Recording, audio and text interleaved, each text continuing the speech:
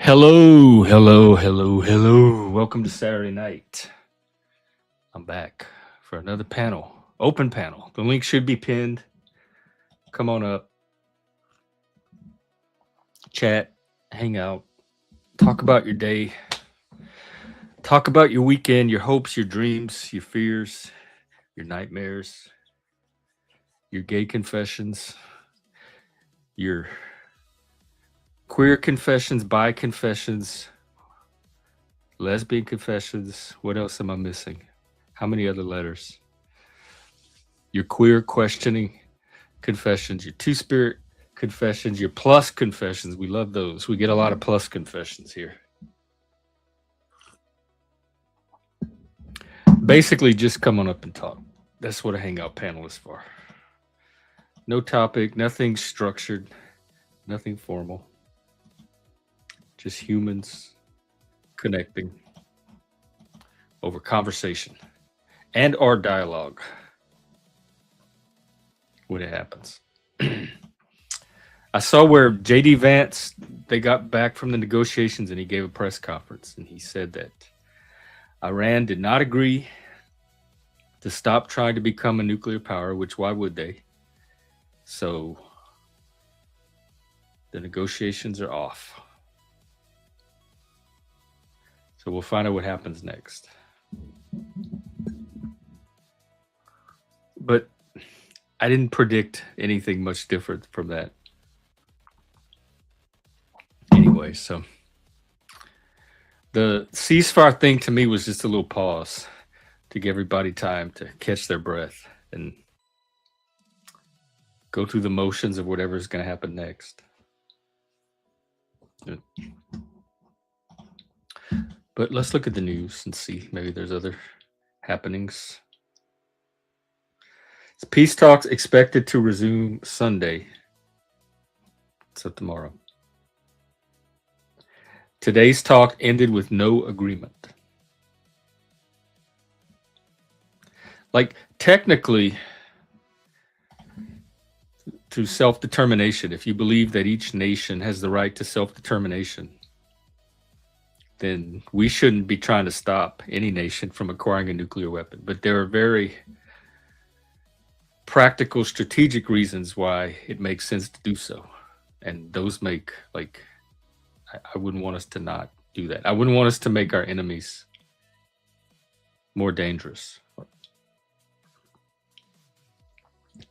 So I don't have a problem intervening and stepping in and saying, no, we don't want you to have that. Because then you're going to become more of a threat to us. And we got to take care of our own interest as well. And so your aims and goals are conflicting with our self-interest as a nation.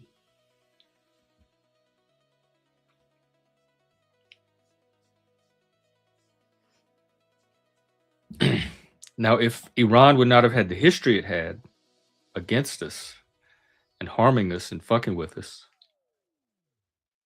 and wanting to do very bad things to us up to and including annihilation, I might think differently. But there's that track record in their background as well. So that's all the more reasons to not want them to acquire a nuclear weapon. But it also makes sense on their part. They're going to keep pushing on to do it. I don't expect them to say, okay, we won't, just because you don't want us to.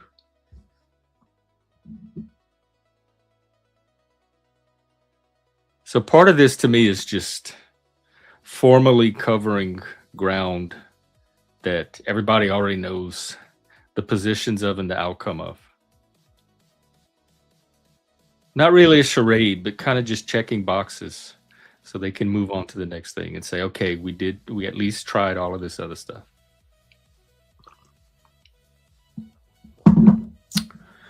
What else is in the news? Your weekend news. Eric Swalwell seems to be in a lot of in the middle of a lot of gossip and headlines. I'll say at least that. I do believe in due process. Hungary had an election.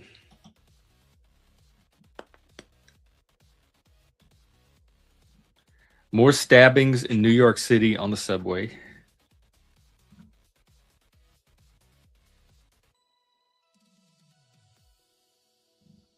Trump wanted to build a triumphal arch. Ooh. That doesn't look so bad. Here, tell me what y'all think of this.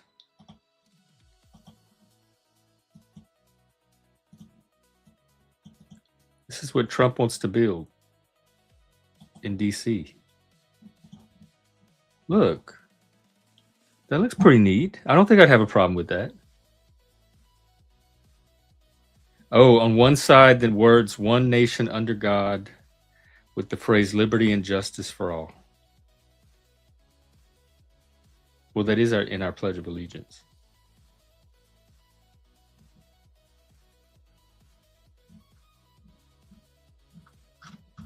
Is that all the photos?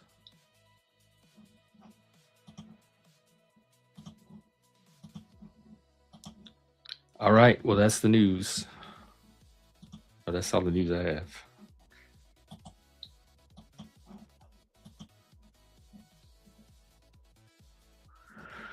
Let me take a look at Twitter real quick.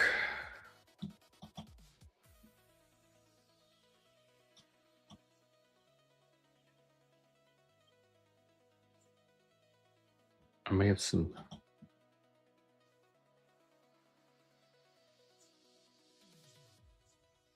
Oh, I want to see this. It's from Jocko Willink, and it's about escalating during conflict and people that get emotional. Let's take a look. I haven't seen it yet.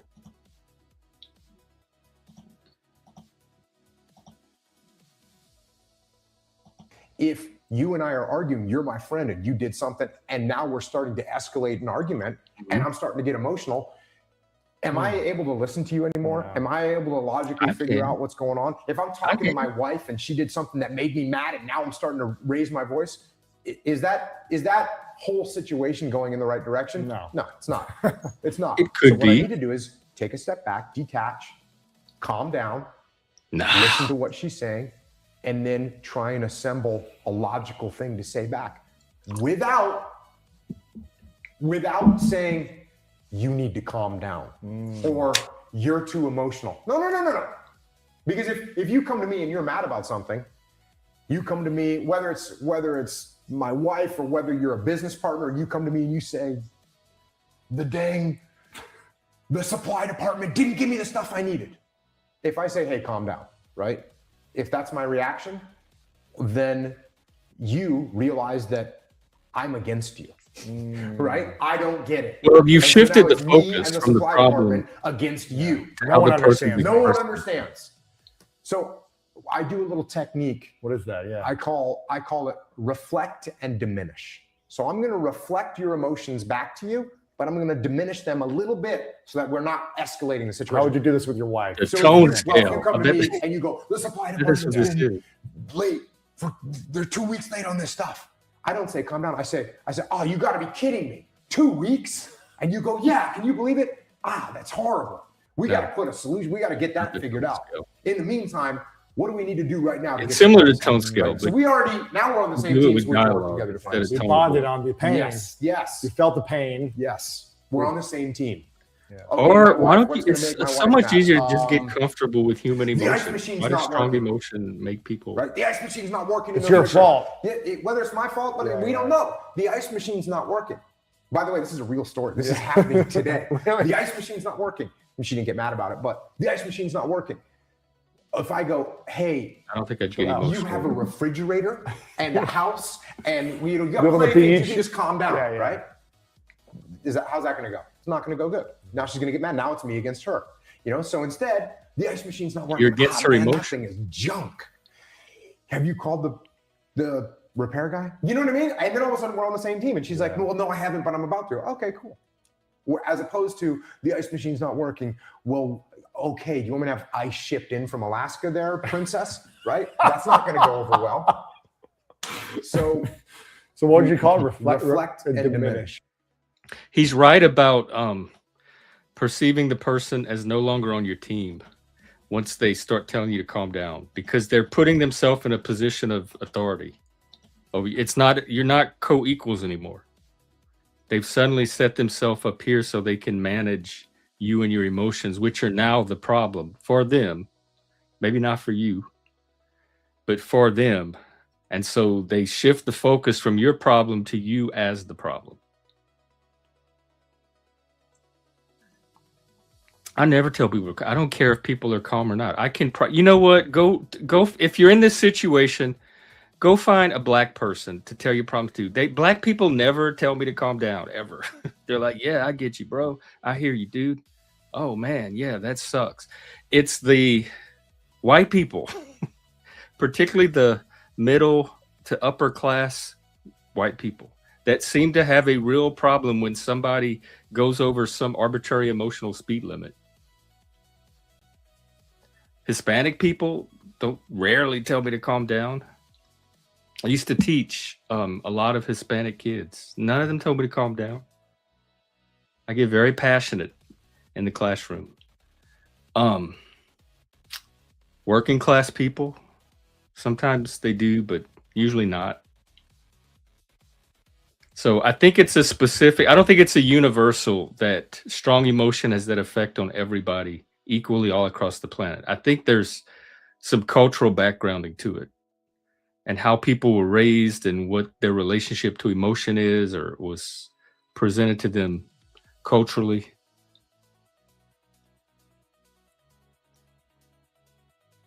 But yeah, if suddenly my emotions become the focus, the centerpiece of the conversation, then the conversation's over. There's no point. Like you've turned it into a whole new frame now, other than the frame I was coming from, which was focused on the content of the problems. So I'm with him on that part. I noticed that he did say calm down earlier in the video before he went on to say don't tell people to calm down. And that the thing about if you're talking to a friend and then you both start to get heated and escalated, that you're no longer able to listen to them. I would dispute that based on my own makeup, because it doesn't stop me from listening to people any more than it stops me from seeing in what's in the room around me. I don't suddenly go blind out of emotional escalation, nor do I go deaf. But I am told by many, many people that for other people that are not me, it can interfere with their ability to hear clearly and think clearly. For me, they're two separate axes. What I'm feeling, the reaction I'm having, is completely separate and independent from my ability to cognitively process their words, their output. Two completely different things, and one does not affect the other for me. But maybe I'm more compartmentalized.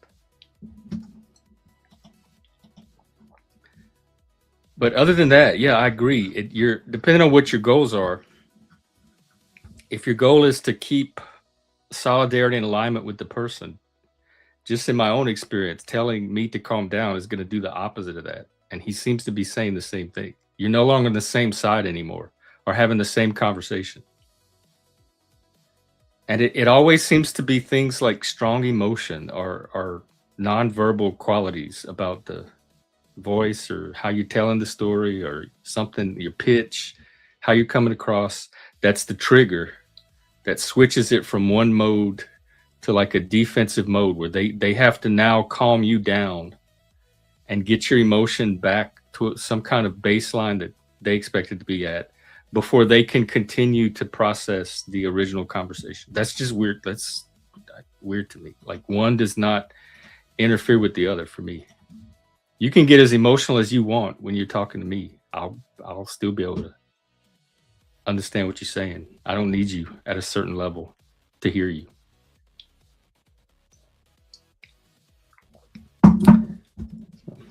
All right, let's see what else is going on.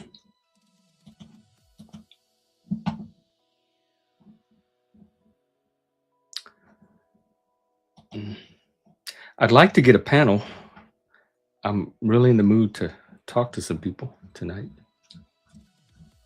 That's usually when I come on, when I'm in the mood to talk and or listen, but do something other than sit with my own thoughts.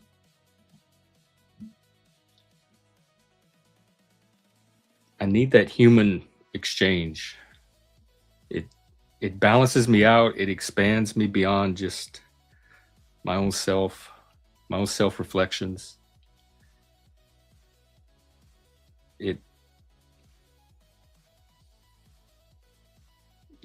how I make progress. I make more progress through interacting with other humans than I do sitting by myself and contemplating things.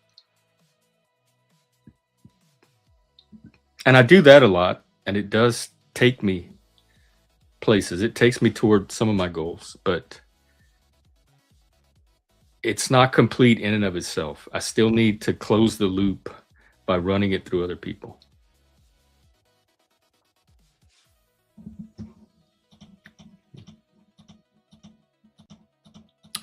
All right, maybe we can get another brain teaser. I was looking at some online earlier, but I'm really not happy with a lot of them.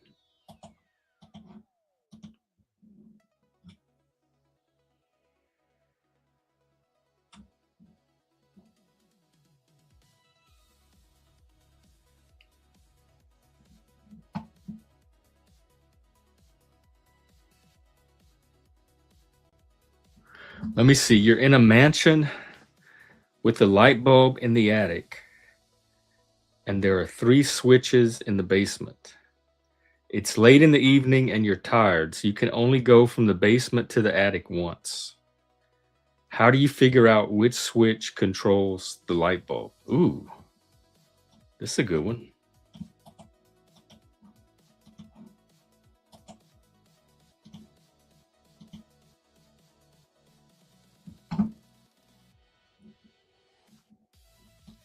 All right, there's most of the puzzle. The question is, how do you figure out which switch controls the light bulb?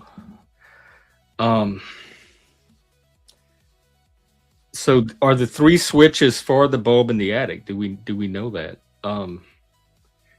So all you're trying to do is figure out which one controls it. That doesn't mean if you figure it out, it's the attic light bulb is necessarily going to be on. But I think the goal is to have it on. So how can you ensure? Turn them all on. Oh my God, is that easy? Is it that? Did I get it? Just turn them all on. One of them is going to be the light bulb. It doesn't matter what the other 2 are. If they're in bulbs in other rooms, that's fine. All you're trying to do is get to the attic. Let me check the answer and see if I'm right. If I'm not, I won't.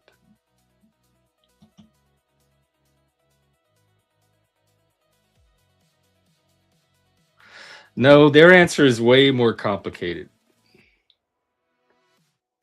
And it's more what I said earlier. They're trying to figure out which switch controls the bulb, not necessarily turn the attic light on.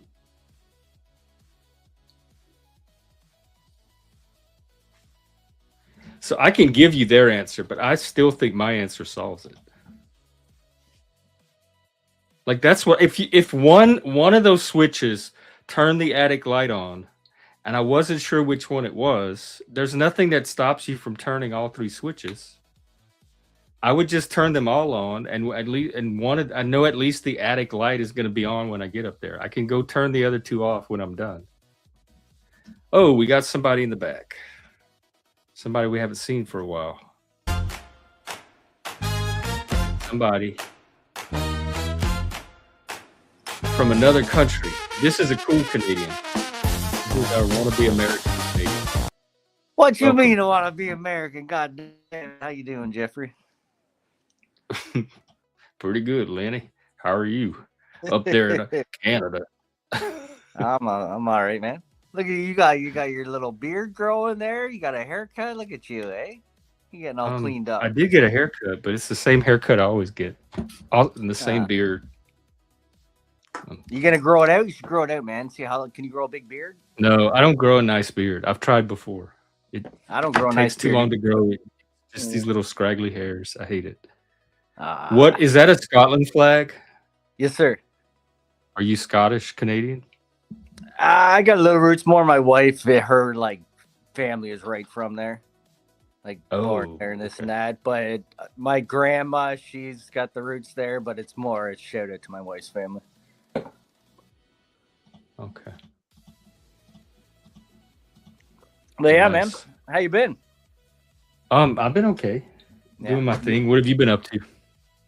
Just working and playing guitar and having some fun, smoking some Oh, cigarettes. guitar. Fucking. Cool. How's that one buddy been? The guy that had MS and he's a musician too, or he had I don't know if it was Busk. Oh yeah, he's around. He was up here the other day. He's good shit, man. What are you? I'm trying to see what are you wearing? It looks It's like like a Jimi Hendrix. Oh, you're wearing a sweater. I meant And the then I over. got It looked my- like a zebra skin or leopard skin. No, it's like a vest Charlie or- Brown. It's more like Charlie Brown. Yeah, now I see it. Yeah. Okay. You know what I mean? Charlie Brown. You know what I mean? Shout Oh out. yeah, I definitely see it now. So you all right, man? You've been good. You seem like you've been. You're a little up and down. I don't That's know. not You much all right? change. Still Yeah. trying to grow the channel, grow a local community. Seems like you stopped the Thank drama stuff though, so the numbers died down or whatever. Yeah. Well, it happened at just the time that YouTube changed their algorithm. So both, like, I got a double shot against me now. No more drama numbers, and YouTube's not really feeding me to any new people either. You know what you could try, which I don't, it's not my thing, but a lot of people are Brain doing, feed. they'll have this stream and then they'll do the vertical stream and it shows up all the time on the feed. And then people seem to be able to, it'll get your numbers up just because it kind of comes through the shorts feed or whatever it is. You know what I mean? Yeah. I've tried that before a few times, and it does pull in a few subs each time, but you get a completely different audience, and Yeah. they're not the kind that stick around. They're just swiping through for the night. True. And it splits the chat in half to where, like, I have 2 chat rooms and none of the chats can see each other. Yeah, that part is weird. They should have a link chat. They should have that kind of. It'll So, come though. it- It's growing. It's a new feature. I'm not worried about it. Yeah. It's not affecting what I do. I'm still doing Yeah. the same thing. So as long as I'm able to do that, the numbers I- really don't. I gotta kill my heater before it makes noise. Oh, well, can we hear the noise? Yeah, all right. I'll give it a second. All right. You hear the rumble so far? There's like a slow rumble, and then it's gonna make a bit of a noise, and then we'll hear. Let's hear. What kind of heater? Is that a Canadian heater? It's like a roof heater. I'll show you. See if I can get the camera on it. Like, see that up there? on the roof? Oh, okay. It's like a propane heater. Yeah. Are you in the basement? No, I'm in a garage. I got a fireplace in here too, but it's, That's your garage? yeah, man. Oh my That's why god! you- It looks like that's a man cave. I got the garage things you can see up there, Wow. but I got all, it's all closed in. I don't the garage door hasn't been open in a while. Oh my god! The other guys in their garage are gonna be jealous. Yeah, you got to turn it into an actual apartment, people. Come on, that's what Yeah. Canadians do. You don't keep your cars in the Yeah, garage. I'm never gonna see their garage in the same way again. Oh yeah, man, it's good. It's set up, buddy. Yeah, there. Look at that! Damn! I want a garage now. Just to, actually, we have one. I just to decorate it. Yeah, fuck yeah, man. Part of the fun. Well, it's also because like my basement, I got my kid in the my oldest is in the basement, and then my mother-in-law has an apartment in the basement, and then I got wife and 2 kids upstairs. So it's like this is my hiding spot. Yeah. Oh yeah, Yeah, that sounds gotta like a have big spot. basement. Gotta have a spot. Yeah. Oh, I agree. Men need their spots. Yes, sir. I might spend too much time in my spot, but I'm old. Yeah. Not old, but I mean, that's what they're there for. yeah. It's your retreat. Yes, sir. So who's been hanging out Anything new in your life?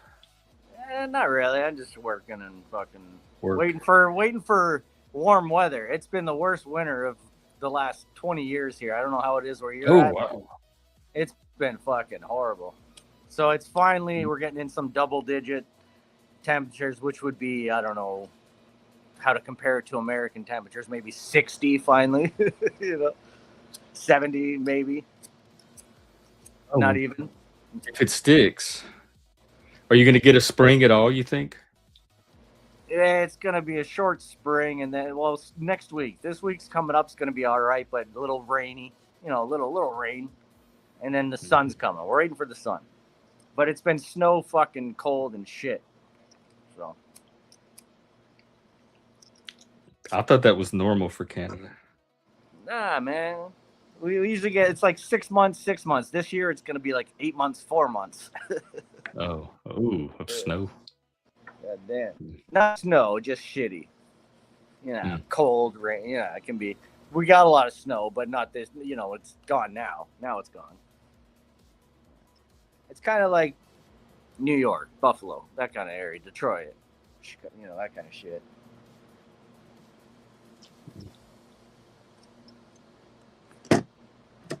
No fuck.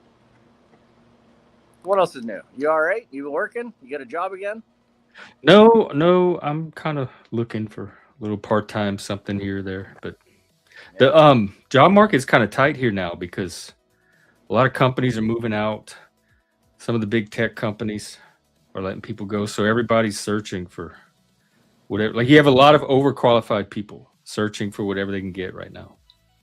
That's the problem with AI. You guys all supported the AI bullshit. Now it's I love AI, but I don't think this is because of AI so much in my area as some of the laws they're passing. They just passed the income tax for rich people, so a lot of companies are not wanting to be here anymore. Well, yeah, that's the problem. Yeah, you price people out; they're not going to pay all the taxes to fucking have all the slums living on the streets, taking everything. So. Yeah. And you're not going to pay the welfare state. Why are you going to pay all the welfare when fucking you're not getting anything in return? So. Yeah, and to me, they haven't demonstrated wise use of the existing taxes to justify wanting more of it.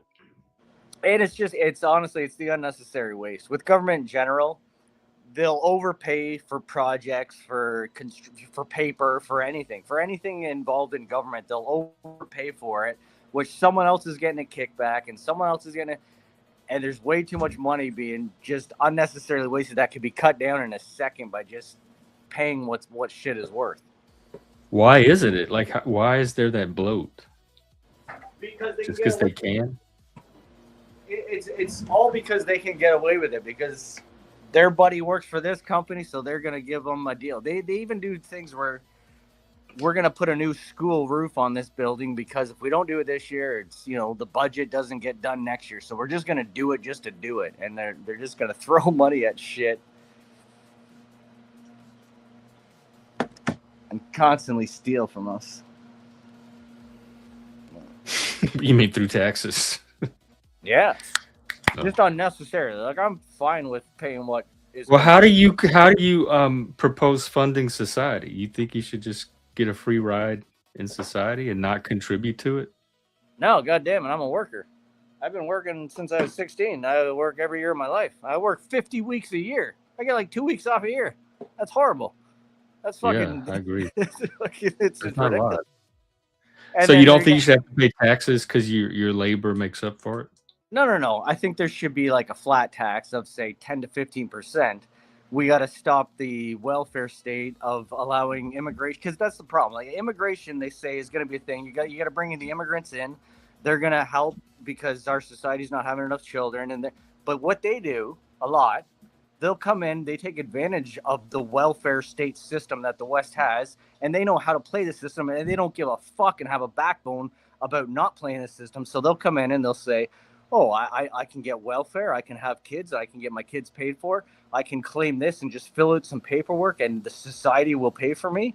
They know how to play the system and they do that. That's happened there's that big expose in Minneapolis that happened in your guys' fucking country. It happens in Toronto, it happens in Vancouver, it happens all over fucking Canada. Are you talking about the daycare thing? Yeah, we kind of debunked. It's not a debunk. There's no debunk. There was a YouTuber that took his camera around and showed some empty buildings, and people are putting more faith in that than all of the investigative reporting that the government did as a result, looking into the issue. They're like, oh, none of that counts. It's from the government. This YouTube guy had a camera. Therefore, it's true. It's not that it's true. No, there's clearly fraud going on in terms of these people coming in and setting up a fake daycare or a fake health clinic or a fake business. And then the government is funding it because they say we're having 100 children here. So the government will give you $1,000 per children per month because you're saying the government will subsidize this money towards you. And you're saying you have this many people. So the government is paying you this money when you have maybe 10 children and they're your own children, your grandchildren, your nieces, your nephews. But the government thinks you have 100 children there. So you're getting, that's the scam that's going on. They might think, but it's not. It's the department investigated it and they didn't find all that, what you just described. Yeah, they did find that. The government actually did find it. We looked at, I remember this story. We looked at it the other day. It was that YouTube with Nick Shirley. Yeah. But I'm not even necessarily repping him. There was a guy that okay. Not there was so a guy not Minneapolis in particular. You're saying there's in other places there are fraudulent daycares. Well, this happens all day. That seems really hard to get away with since they regulate all that and they can easily verify. But that's the point is it's not just daycares, it's businesses in general. It's temporary. We have a temporary foreign worker program in Canada where the government will pay up to like 75% of the wages for the business. So the business says, fuck yeah, I'm going to hire this Indian, where the government's going to cover 75% of the wage. I only got to pay 25% of the wage. So I'm paying this person, say, $5 an hour. The government's covering the other $15 an hour. Bring in all these immigrants, and I'm not going to hire the locals. I'm not going to hire the teenagers. And we're going to keep bringing in fucking immigrants to cover these jobs at slave wages. And the government. That's what I was going to ask. Which is the worker. Government the worker is funding the real Canadian worker is paying that. Because in the U.S., the federal government is not really the ones funding all of the immigrant benefits. Those are like local nonprofits and other organizations, or sometimes at the state level. But in Canada, it's your actual federal government that is funding some of this. We have the same thing with like Catholic churches and Jewish people and like bringing immigrants in and doing that, and under the guise of we're charity. But it comes down to a manipulation of the system where a lot of these people are getting manipulated too in India, where they're told they're going to come and they're going to get an education and they're going to get a great job.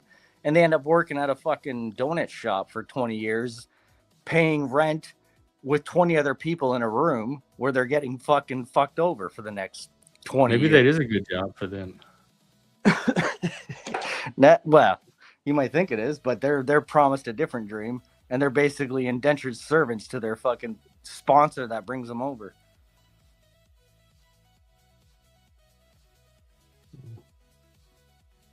Why do you trust everything that the system does, Jeffrey? And I'm just asking how Canada. I didn't make any statement about my trust level. I was asking how Canada does their immigration system versus the U.S. because a lot of people think it's the federal government here that's bringing in immigrants and then giving them all this stuff. And it's not the government. It's other organizations doing it. That the government has. It's people overstaying their welcome. It's people sneaking in the border. It's people overstaying their welcome as well in your country. Yeah, but wherever they go to get all these benefits, it's at least in America, it's not the federal government. Well, there is a lot of that going on in New York and California where the government are putting them up in hotels. So it's city stuff or nonprofits in those cities that are, because I know in Seattle they have a ton of organizations to help immigrants, but all of it is nonprofits. It's not. You're saying the taxpayers in Seattle aren't funding any of that bullshit going on in Seattle? I don't know how much of the immigrant stuff they're funding, the immigrant related stuff. Seattle's one of the most fucking left-wing bullshit. Yeah, but that doesn't mean the funding is coming from the government. I would bet you a lot of it is. Because there's a huge nonprofit ecosystem here that a lot of that comes from. Yeah, they're the agitators. And they may get some state money. I don't know how that works, like grants and stuff, but I don't think it's the federal government pouring money into. That's the thing. It's the cycle of money going here, money going there, money going back here, money going here. But I haven't personally traced any of the money, but I am sure the blue collar middle class worker is the one getting fucked over.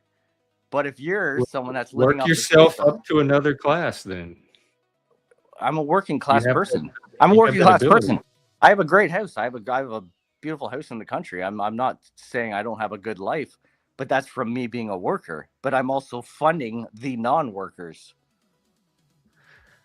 Would you not want a social safety net? I think society gets a benefit from having. Would you At not least- want checks and balances in that safety net? Or do you just Yeah, think I it would should be a want it free ride? Do you administered think it should be a free ride sensibly, for but anyone? I that definitely plays- would not want to do without one. I think society would be worse without having something for I'm the not saying bottom. that. I'm not saying that. I'm saying should there be checks and balances in that safety net? There are already. Should there be a little better safety, I don't checks know. and balances? I'd have to look at specifics. There's hustle and fraud going on. How do I know that? I don't know that. I don't go look at their books. I don't look into any of that. You don't think people play this? Are you on welfare? Do you take any assistance from the government? Zero? I have before. I haven't. What's that? I have in the past. Well, so that's why you're maybe defending it a little. No, why? Because it benefited me. That has nothing to do with. I'm not even taking a position. I'm saying I have not. I don't go look at their books. I'm not going to assume they're doing fraud when I don't know. Why won't you take a position? You don't see fraud going on. I know in Washington State, at least, there's so much regulation and accountability that to me it would be very hard to do something underhanded and somebody not know. Accountability in Washington. You had $2 trillion missing the day before 9/11 happened, and then that same insurance auditing office got bombed by a plane that hit on 9/11. But you had $2 trillion. Well, you're talking about something very specific. I'm talking about Washington State, where I live. But you're talking about something very I'm talking specific. about DC. I forget there's 2 Washingtons. That fucks me up sometimes. Yeah. I'm just saying my general principle is not to assume that everybody's corrupt and doing fraud. Yeah, that's a little. Yeah, I don't know. And a lot of people on here, that seems to be the default assumption is, of course, everyone's doing fraud. Why would they not be? No, I see your default is always seem to be like, nah, man, the government wouldn't do that. The government wouldn't be that. That seems to be. It's not your that they default. wouldn't do that. It's that the likelihood that they are doing it, I think, is higher than the likelihood that they're not, or reverse that. Really? Yeah, I'm not as cynical as I don't think. First of all, you risk getting caught. People get caught doing fraud all the time. It's in the news. I personally would not take that risk. Most people I know would not take that risk and jeopardize their career. So the amount of people that would even do the fraud in the first place, I think, is way lower than most people assume. And it would be hard to pull off. And there's just no one. If you have a nice job with the government, just do your nice job like you're supposed to and keep the paycheck coming in. Like what does it benefit you to risk all that to do fraud? Because the ability to coordinate and keep a conspiracy going over time too, I have very low faith in. 1 is greed, 2 is blackmail. Yeah, but there's greed and there's stupid greed. And the kind of corruption and fraud y'all are talking about would take a lot of people doing stupid greed. And I just don't think that there's that many people that stupid with their greed. But there are these people that are supposedly making $100,000 to $200,000 that end up with $1 million portfolios because they're allowed insider trading. They're allowed to have their own little insider club that you would never be allowed to do, but you'll say, well, it's legal, so that's fine. Are you jealous? Are you wanting to be in that club, or are you jealous that they're making all this money? It's a corrupt system. What bothered you about it? We are being taken advantage of as workers. How are you being taken advantage of by what they're doing with their money? Because they are stealing from us and they are manipulating the system. What are they stealing? You said they're making stock, like, because they have the insider trade, so they'll play with the actual system, and they'll pull shorts, they'll manipulate companies, they'll manipulate how the stock market is run, how Trump's doing with the Iran war. Where Trump is saying with the Iran war, where he'll be like, one day we're gonna end civilization, and then the market dumps, and then the next day we're having an agreement, so the market goes up, and then the next day we're gonna fucking try this, so the market goes down. So he's playing. There's someone in the middle that He's goes, "Let me saying that play on these purpose numbers." to make the market move up and down, and not because Yes, it relates yes. to what's actually going on with Iran. No, Because that's the same statement somebody would make if they were legitimately, sincerely talking about Iran. And you happen to think it's more because of the market than because of the situation in front of him. Also, how are they stealing from you, even if all this is happening? What's coming out of your pocket?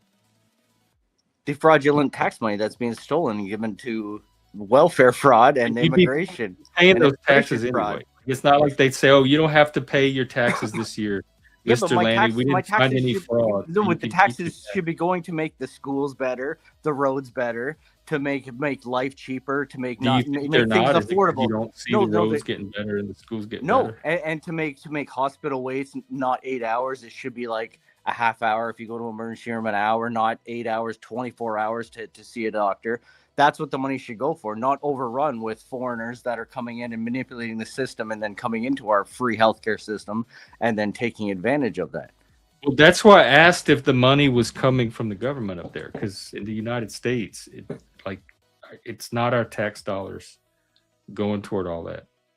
Well, Plus, you have the Canadian healthcare system. Yeah, I understand you guys don't have the healthcare system, but you have where your healthcare system is the military system. So you guys will pay trillions of dollars into the military. Well, they'll just waste billions on let me go bomb this country, let me go bomb that country, let me go overthrow this kind of that. So that's your welfare system is just military jobs and military funding. That's not what I know it as, but I do live here. Well, do you think your money roads? Like, do you have bad roads where you are? That was frustrating you. That the roads could be better. Do you think your military waste would be more useful going to healthcare? Say you take a quarter of it. Say you take a quarter of it. Would you still have the most? I honestly have no idea what you're talking about with the military stuff. So I was just it's just that the fact you guys spend a lot of money on the military. So I'm saying if you took a quarter of that and invested it in some healthcare, but we don't. Like, whoever's making those decisions, we don't. That reflects the will of the American people. So we just don't value that as much as you do up there. We'd rather put it on our military, and we can do that as a nation. For sure. I'm just telling you. We're not spending our money like you would spend it if you were the one having to make those decisions. I understand. But everybody probably has an opinion of how the money would be spent. I know, but you don't give an opinion. You just say how things are. Because I'm okay with how I'm okay with how they're spending the money. They're in power. In the society, we agreed to abide by the results of the elections. They get to make those decisions. You don't care. There's a process to it. It's not just a person in a room making a decision. Whatever. So it's nothing I have to get stressed out about or involve myself in. You'll just agree with whatever government's in power. You won't question them. If it's egregious, I would probably disagree with it. But then half the country would probably be out in the streets over it by then too. So I haven't seen them do anything like super objectionable to me where it's outraged me like it has you. That's why I'm trying to figure out the conditions of the road over there. If that's what's driving this, like, are you driving on crappy roads daily and then connecting it to this narrative of, oh, if the tax money were going to the right place, we'd have better roads? Well, what they did, they grew our population area, and then they added a toll road, which would be 100 times more expensive than any toll road in America, where you're paying like $40 to go 20 kilometers. So. And we don't have a lot of toll roads here, actually, or not that I've. Yeah, but ones that you do, it's like $5 to go 100 kilometers. You know, if that. We're here. They built another highway and sold it off privately to a foreign country. And instead of using our actual money, which are you able to get to the places you need to go? No, man, I'm blocked out by trees and igloos. Oh. Well, I can see why you'd be frustrated then. I have to use a snowmobile to get to work. Yeah. Or cross-country ski. It's crazy. You should visit here sometime. No. If I had any doubts, being on YouTube and meeting all the Canadians I have and hearing all of their stories settled it for me. I'm not setting foot in your country. I'm sure it's a lovely country, but I don't think it belongs in there. That's true. But it's like I thought parts of the U.S. had bad roads. It sounds like yours are maybe worse. It's not that it's worse. It's that that's what I'm saying. That's what tax money should go to, is funding our infrastructure. But is it not? That's why I'm asking about the roads. Is the tax money not going to the roads? What are your road conditions like? Come see, come saw. Medium. Oh. You know, you get some good, some bad. Though the good one is the toll one, where you pay $40 for 20 kilometers. Those So roads that's the were new all one. right. And the schools there, you're not happy with the quality of the schools. So much of that is local too. It's like local taxes more than whatever's coming from the government. I have my kids in a separate school system. They're not in the public system. Because so the then public tax money. I still have to pay for the public system, even if my kids are in a separate school. I still have to pay. I do too. I don't even have kids. Exactly. So there's that. All right. It's just part of living in this advanced society that we live in. That's right. I don't mind funding institutions that at least attempt to educate the future citizens. Yeah. I don't feel stolen from over it. At least put it that way. Educate, but not indoctrinate. Right. Right. Well, hopefully that's the function they're set up for. Did you go to public school? I do think a case can be made that some of the education is not happening. Were you a public school kid? I was. Yeah. Public school, and I taught public school for a few years. You taught public? What happened? Why did you get kicked out? I only did it for 3 years. I was only licensed for 3 years. I didn't renew my license. What'd you do? You didn't do anything shady, right? All right. Huh? You didn't do nothing weird, right? What would be weird? I don't know. Being like, hey, student, I think you're cute. No. All right. That'd be weird, well, right? No, do you think I did? Why would you think I did? Do I trust you with somebody that would do something like that with a student? Well, that'd be weird, right? Why? Lanny, I'm starting to think some of the problem might be you. Why would that even be one of your first assumptions? Because teachers have been caught doing weird shit like that. And you said, people all over every profession has been caught doing weird shit in some way or another. Yeah, but teachers in general, teachers work not with in general. Teachers, no. Not in general. I'm saying teachers work with children, so that's why that's where it happens more. Because so anybody that works with children would come under more suspicion. Yes. Scrutiny. Okay. Well, not that there's under scrutiny. I'm saying that's where you're gonna find that in that world, because you're working with children. We're in a workplace where you're working with adults. You're not gonna find them like clowns at the workplace. I'm not saying they're not doing that separately from the workplace. Other private people working in the private sector. I'm saying you'll find. Well, if you meet someone out in public, like I don't know, just out with friends, and they say, "Oh, hi, I'm a teacher," is that the first thing that goes to your mind? Oh, are they one of those teachers that do something with the students? No, but I would ask them if they were like, I was a teacher for a couple of years, but because we had a prime minister, Justin Trudeau, he was a teacher for a few years, but he had to leave teaching because he got inappropriate with a student. Oh, so if someone leaves teaching, if they like do it short term and then leave, that raises more of an alarm. Yes. I see. No, mine was a provisional license for 3 years, and then you had to go on and get your teaching certification to get relicensed, and I opted not to do that. I didn't want to jump through additional hoops. Really? It just seems like a good job because you get the summers off, you get March break, you get Christmas off. I liked it, but it was I left about the time that it was changing. No Child Left Behind had just been passed, and they were starting to make all kind of changes. So I got out at just the right time. A lot of the teachers were leaving at that point. Yeah, and I heard they don't pay that great in America for teaching. In certain, they pay. I mean, it was Vegas. It's probably not the highest paying in the country, but it was decent. Because I took vacancies, so I had I got a different pay scale than if you just do per diem. Vacancy, that means like a substitute teacher, like when the teacher. Yes, it's the ones that don't have teachers, like permanent teachers, so they fill them in with sub, Right. and you become their actual teacher. Either until they find a real teacher, or if it's late enough in the year, then you just get the class the rest of the year. I apologize if you think I was trying to accuse you of anything. I wasn't saying. I'm sorry. I was. No, I don't. You don't have to apologize. It was just a weird thing to assume about me in particular. It's just now I found out it's about all teachers that leave their job after a few years. Well, there's a lot of stories of it's mostly women teachers, if I'm being honest. That there's a lot of stories that women teachers seem to be getting into their teenage students and they're getting arrested. It comes up on the EWU YouTube police channel and the Law and Order channel, whatever it's called, and social media. It's happening. I mean, I'm not saying it doesn't happen, but it's just the frequency that it happens to me. Yeah, it just seems like it would be very low. Like it's not a normal thing to hear of. No. Like, most professional people I know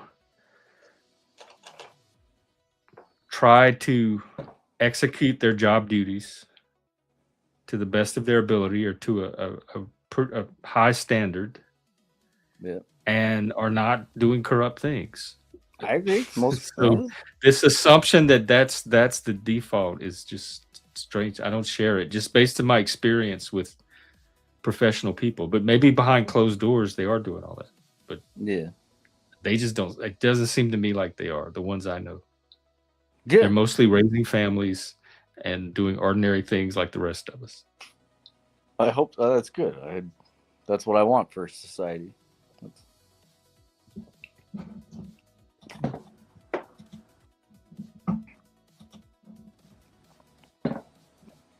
So, what else we got going on tonight? We got other people in the chat. Anyone joining? I don't know. Hopefully, anyone want to jump in? Maybe some other people would want to come up. Get in on the conversation. Give us your opinion. What's because the anti-tax is a theme that runs constantly through this. It runs like the Mississippi River through this YouTube, I would say. And so I like getting to the bottom of it. Because I don't have a problem paying taxes at all. It's a privilege to be able to contribute to society on that level. As long as it's properly being spent. Yes. And I have no reason to think it's not. We have schools, we have police, we have a social safety net, we have roads, we have all the stuff that I would think that we would have if we had a functioning tax system. You don't think there's hey Beak. The one about this one. Mm-hmm. You're in the mansion with the 3 light bulbs and there's the switches in the basement. Well, their answer was different than mine, but I think mine was a better answer. But what do you think the answer is? Turn the breaker off. You don't even need to do that. All right. Just using the 3 switches alone. You can but their question was different too, because they're wanting to know which switch operates the attic light, and I was just wanting to make sure the attic light was on when I got up the stairs. But that would also, well, no, I guess it wouldn't.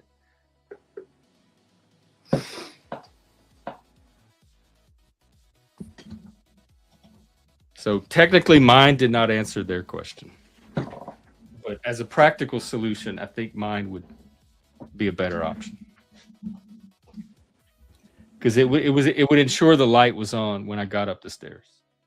And that was the whole point of the riddle, is I'm too tired, so I can only climb the stairs once.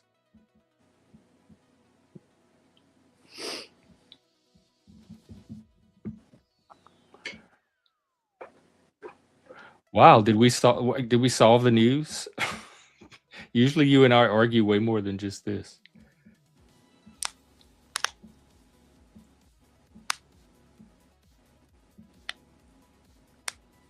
He's cracking his knuckles. Oh, I thought you were talking to the chat. Sorry, man. Oh no, I'm talking to you. I thought you were talking to the guy with the rare question. that we come to a resolution this quickly. Oh no, I don't argue with you that much, man. I got no beef with you. think you're a good dude. I like that you got rid of the devil antlers. That's good, man. I have them. You want Ah, you want 'em? shit. The devil antlers? No, I got the weird skull head on my wall there, so I get it. Wait, what? What's on your wall? See the right there with the skull? Whoa! No, I didn't notice. Yeah, Oh, right there. And he's got snake skin hanging off him. Oh, what's on his face? It looks like a mask or a beak. It's like a cowboy fucking mask kind of deal. Oh yeah. Okay. I like that. It's a cowboy cow. It's a cow with a cowboy mask. Get it? Come on now. A cowboy cow. That's kind of like Wicked, Yeah, covering a cow's face with leather. And he's got snake skin on his head, so for like Medusa. So it's a little weird. Oh. And, did you ever do Bloody Mary as a child? Did you ever do that? Yeah, we were talking about that the other day. Yes, I did Bloody Mary. You did it? It was scary and creepy. I don't know if I ever saw Mary, but I do remember being creeped out by it. Because my grandma's, we did it in my stepdad's mom's bathroom, and it didn't have windows in it, so you could go in there and turn the lights off. Yeah, it'd be pitch black.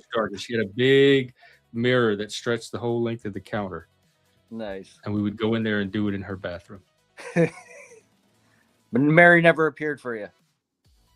No, but I wasn't superstitious back then either. Like I had already outgrown my superstition. If they had gotten me a little earlier, it might have worked. Because we did the Ouija boards and all the other spooky stuff, and I kind of believed in that a little bit. Although to me, it always seemed like somebody at the table was moving the board. Did you ever do psychedelics or anything weird like that back in your day? Yeah, as an adult when I got older. What was your like mushrooms or acid or what was your kind of deal? Yeah, I started with LSD and then transitioned to mushrooms. Yeah, that's about all I've done. I've never gotten to try peyote or ayahuasca. That's weird. It's usually the opposite. It's usually mushrooms first, then acid. But that's cool that you did fucking acid. Because we had mushrooms all over the place. I mean, we're surrounded by cow fields down there. So we would pick them out of the fields, but I didn't know about any of that at the time I was hanging out with the acid crowd. So what did you like better? Acid was more recreational. I could hang out and like have acid was fun. You could laugh at the TV. The music sounded cool. You could hang out with your friends. I could go out in public. Mushrooms was very spiritual, deep and shamanic, and I had to like be quiet in a dark room. The music had to be like just a certain type. You would see you'd go deep in yourself. You'd see a bunch of visions. I could not be out in public. Yeah. So mushrooms was more intense. And I probably got more out of it, like as far as insight, but LSD was just more fun and less impairing to me. I could function in public on it. So I could enjoy it socially with friends. Yeah, I had one good acid trip and then one bad acid trip, and then I never did acid again. But mushrooms, I do like on the spiritual sense, and like what you say, right? I'm more of like I want to be by myself, or maybe with one other person that's cool, but you can't be with non-mushroom people.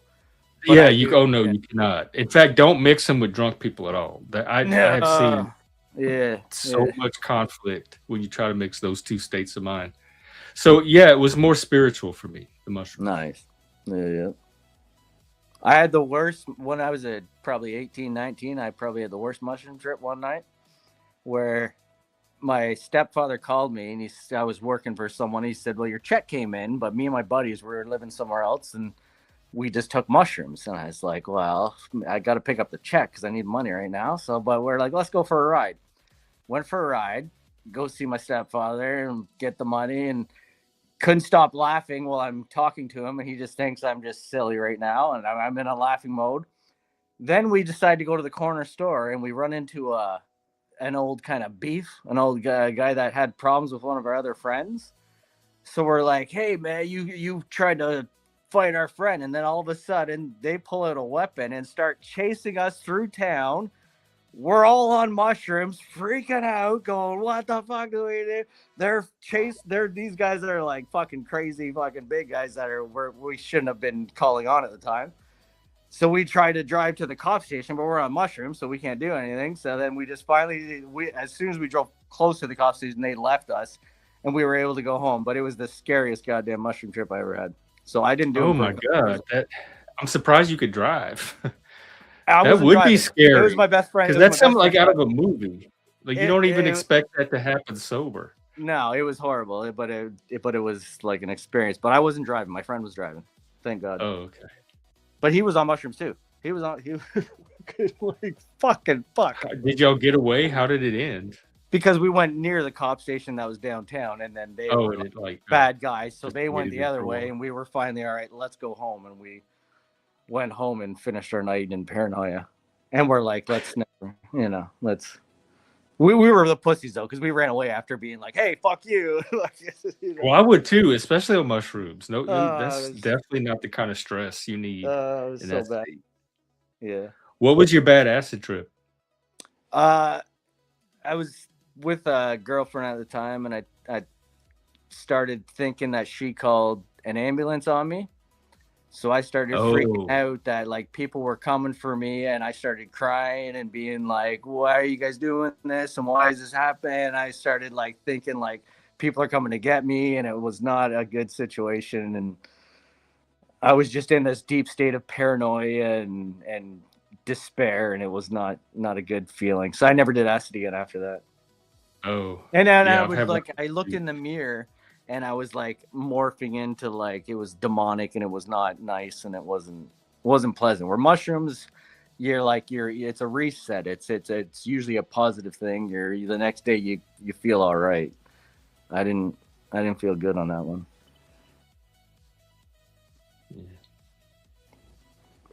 Yeah, and acid lasted a lot longer too. Sometimes I was feeling it into the next night.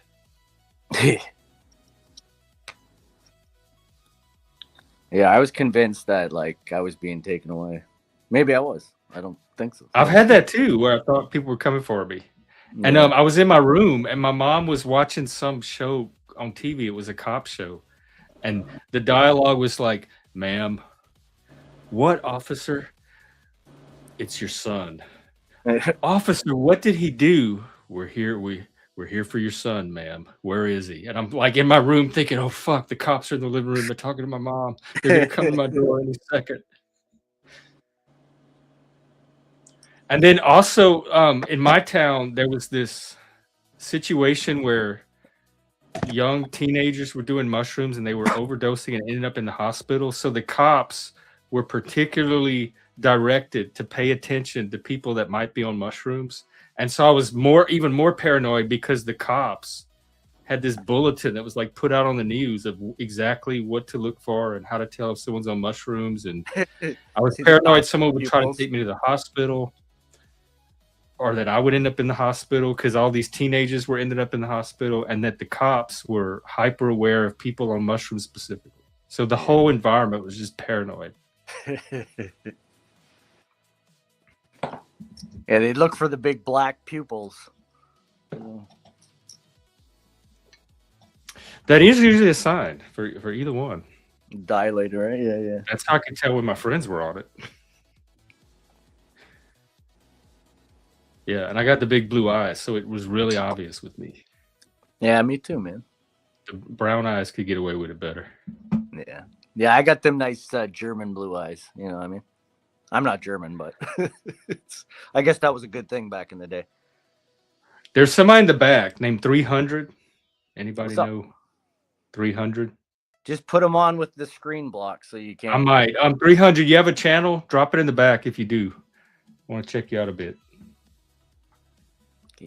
He probably hates Canadians or something, so he wants to. He looks legit. He looks like he's in a gamer chair, ready to hang out on the panel. He's probably fine, man. But just do the screen thing where you can't for a second, just to make sure he's cool. Let's see if he drops a channel. Yeah, at least put your channel so I can see what you're about, and then I'll let you on under an overlay. I see you waving. I see you down there. I just need to know a little something about you since you're new here. But remember, that's how you grow the channel. You can't be paranoid about everyone because it's you got to grow up. I can. Rolling the dice sometimes. Just rolling the dice.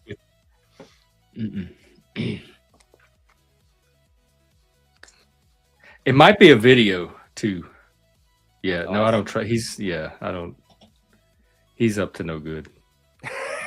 You All see, right, take care. you're 300. too You have a good night. paranoid. You're too paranoid. No, man. he's serious. No, he started doing stuff he started doing stuff. So Oh, okay. All right. my instincts were good. All right. I trust you. You've been I've doing gotten this good at this. You've been doing I this can way use more than me, man. my troll identification rate has gone way up. I haven't streamed in years. I just kind of jump on random panel. I've been jumping on a lot of like there'll be I don't know if you see there's black people or African Americans that do these panels, and they're very they have like a lot of people in there, but they fight with each other so much. And then I'll go on there and be like, "Hey man, what's going on?" And they're kind of cool with me for like an hour. I'll be like, "What's up?" And I'll play a little banjo or something. They're just fucking like, "Cool, white boy." Like chaotic truth. There's this guy like Anthony, Mafia Anthony. He's one. There was a Slap Gang fucking channel.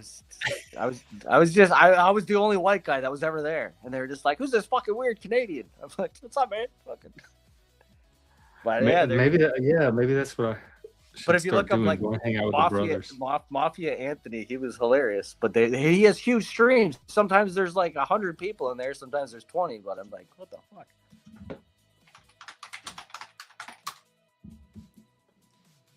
King Mafia? Yeah. Yeah. I don't know if is he live streaming right now? He'll stream for like 12 no, hours. not now, but he has one coming up. Oh, April 30th. That's April 29th, 2 days ago. He does almost every day for like 12 hours. But he's awesome, man. He's cool. But they fight like crazy. They're like, "Fuck you, I'll kill you," and fucking I'm like, shit. God damn. I'll meet you while you're not real. They'll be like, "Oh, it's crazy. It's fun." Mix it up. Do you go on Kane's channel? Kane? Kane's comedy? Yeah, used to be Kane Catharsis. I don't know that. No. Oh, I guess not. Maybe I have. I don't. There's like a Gospel Bob is another guy that I see all the time, and Sasquatch, something Caucasian Sasquatch. Yeah, he's someone I see, and there's some lady, the Redhead Tomato or Flying Tomato. Oh, yeah, Sarah Tomato, Raging Tomato. Yeah, something I see her streaming all the time. But she's like got all these guys that are in love with her, and she's I don't know, it's just really comes on at night. It seems like it. She's like this MILF kind of chick. Oh yeah, like the cougars. There's a lot of cougar chasers around here. Yeah. But she streams almost all the fucking time. I always see her stream. Oh. I kind of, I don't know. I watch too many damn YouTube channels, kind of jump around and look at these open panels. Yeah. That's a lot of us do. I guess it's its own little medium. I try and avoid the fighting though. Try and avoid it. Well, you seem like you don't seem like the fighter type. I mean, you seem like you control a little bit, but you don't seem like you come on panels looking for conflict. No, I like debates or like friendly debates or you know what I mean? Like let's get into the politics of it, but other than that. Do you go on places like the Crucible or Verbal Combat or what's the other one? Blood Mango something? Blood Tomato? No, but there's been a couple of these weird political streamers that always pop up. This Ari chick that she's like has people calling and saying, "Why do you support Trump still?" And they have like a phone number that you call in, and I called her once. And she's very touchy and very liberal, but it's an interesting show. She's touchy and liberal? Yeah, wow. No, she's like really hates Trump, and she wants to know, why do you support Trump? And I'm like, I don't really support Trump, but I do. I understand why he might have people out wanting to throw out illegal immigrants. I understand why it might be a problem. And then she'll go on this tirade of, What does supporting Trump even mean when they say, "Oh, you're a Trump"? Does it mean you voted for him? What exactly does support Trump mean? Other than my vote, I haven't done much for Trump since then. It's like run around town waving flags for him. They want to debate a Trump supporter to be like, but he did this or he did that. So it's like it wants to be. They want to talk about Trump. Yeah. specifically, not necessarily why you support Trump or your policy positions. It's we hate Trump, and we want to talk with someone that doesn't hate Trump, so we can tell them how much, like, why we hate him. Do you think he's gone a little too much on the pro-Israel side? What do you think his stance there I mean, is? I'm pro-Israel, so to me, he can't be enough on the pro-Israel side. Why are you pro-Israel? Are you Jewish? No, but I am a Westerner, and I love Western civilization and Western democracy. And do you think they're? If I had grown up in an Islamo-fascist regime or theocracy, I might think differently. But because I grew up in a Western, like free and open liberal society, I support other societies. You think Israel's pro-Western? You think they're like pro-America and stuff? Or you don't think they're kind of like blackmailing the American politicians with Jeffrey Epstein and all that shit? With what? With what? They have like a 0.1 of the money we have. They don't have the money to blackmail. It's not the money, it's the blackmail. That's the whole Jeffrey Epstein operation was an Israeli Mossad operation to blackmail Western politicians. And how do you know this? Because that's other than you saw it on a YouTube video. No, not YouTube. That's what I've been saying this for like 10 years. This is like a known fact. That's what. But saying it based on what? Just a belief? No, because Ghislaine Maxwell, Ghislaine Maxwell's father was Robert Maxwell. He was a known Mossad agent who worked for the Mossad. She's known ties to Mossad. He's known ties to Mossad, which was basically funding getting American Western politicians in compromised situations where they say we control what you do now and how you foreign policy is going to run because we have this dirt on you. You don't. We wouldn't be helping Israel anyway because A, we have treaties with them and they're our allies, and B, our strategic interest overlap. It's because they're being blackmailed into doing all this. What's strategic about the blackmail? We wouldn't be fooling with Israel. What's strategic about helping Israel? They did 9/11. The what? They're the ones that were behind 9/11. No, they didn't. What? You don't know that? That's an outrageous claim. But if you have evidence for it, I'll take a look. Oh, good. We got a fight. We got a debate. You don't know. Show me your evidence that Israel did 9/11. I'll take a look. Okay, well, I'll try to be fair and open-minded about it. We have absurd as I think the claim is. We have the art students that were. No, I mean, no. Show me like a link or something with the proof. Well, let's just go through. Let's just go through some. Like, no, I don't want to do random cherry picking. I want to see something concrete and official. Okay, Larry Silverstein. He was the owner of the World Trade Center towers, right? Like Jewish pro-Israeli Larry Silverstein. You know that, right? He had the he pulled the insurance on terrorism within 2 months before 9/11, where he got paid double because there was 2 terrorist attacks. I know. I don't want to listen to internet gossip. There was. I think it was 5, or I think it was at least 5 Israelis that were arrested on 9/11 because they were dancing, celebrating, photographing, taking pictures of the towers burning. When they got arrested, proved that Israel did it. They were held for 70 days by the FBI. They had the documents. They were there to document the events. They filmed it. They were celebrating that it was happening, putting lighters in the air. Is that the proof? No, I'm saying what happened. I'm saying this is what they did. Because usually, most people would lead with the proof. They'd lead with the most convincing proof first, and then they fill in with additional, like, circumstantial stuff. So if you have the smoking gun, that's what I want first. The smoking gun is the Israelis that were filming it, celebrating it. That's why I asked, like, is that the evidence that there were 5 Israeli people filming the thing and dancing, and we're caught with passports. We're caught with their passports ready to leave the country right away. We're caught with $10,000 in their socks, stuffed in there, held, and then we're released after 70 days because of the Mossad ties. We had the art students. We had the art students that were going around door to door right before the years leading up. We have the Brett Hume investigation. If you look up Fox News, Brett Hume, who did a 4-part series. Just give me a link. I would think you'd have all of this already. Well, we're on a stream right now. I don't have it like in my hand. But if you on your browser somewhere. If you have this conversation a lot. What do you mean if I have this conversation? Well, I've had this conversation for 20 years. But why do you? Right. I think you'd at least know some links to steer me to. I just said, okay, pull up the Brett Hume 4-part Israeli involvement in 9/11. Now it came out in like 2 months right after the attacks happened. Brett. Okay, what's it called? The problem is Hume, the correspondent. Brett Hume, 9/11, Israel. See if that pulls up. And there's a 4-part series. Yeah, Carl Cameron, Israeli spies in the U.S. That was all in the Dancing Israelis, they're called. Let's see. Who were the 5 men? You can look up the Corbett. In New Jersey on September 11th, after residents reported seeing them on a van, filming and appearing jubilant as the World Trade Center came under attack. Police searches turned up cash, foreign passports, and a box cutter in the van. The FBI, here's the important part for me.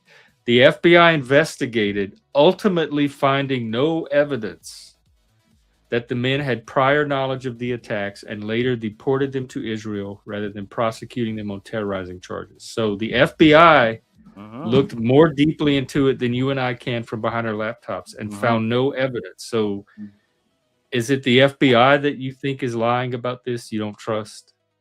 Or yeah, I think they're compromised by Israel. They did find evidence and they're just hiding it because they don't want Israel to get prosecuted. Yeah, they're compromised. They're compromised by Israel. That's my whole point. Yeah. Well, when they say no evidence, they use the attacks. I'm going to believe no evidence.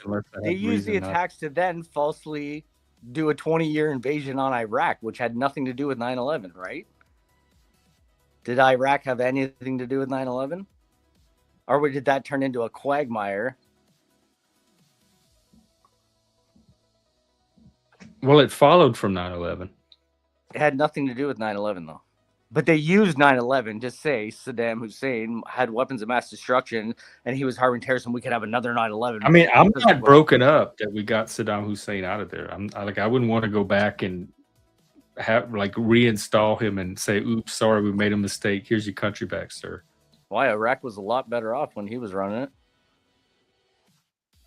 During those last 2 decades, when 1 million people died, I think they would have been like, yeah, we would have rather not had our. Why are you so invested in Iraq? Are you ever do you have family there? Or do you know people there? I would assume. Or is it just a symbolic? No, it's having 1 million civilians being murdered for no reason. It's humanity. Yeah. You think civilians should be killed over fucking false war lies? For Israel, for Greater Israel, so Israel can have the Greater Israel project? Come on now.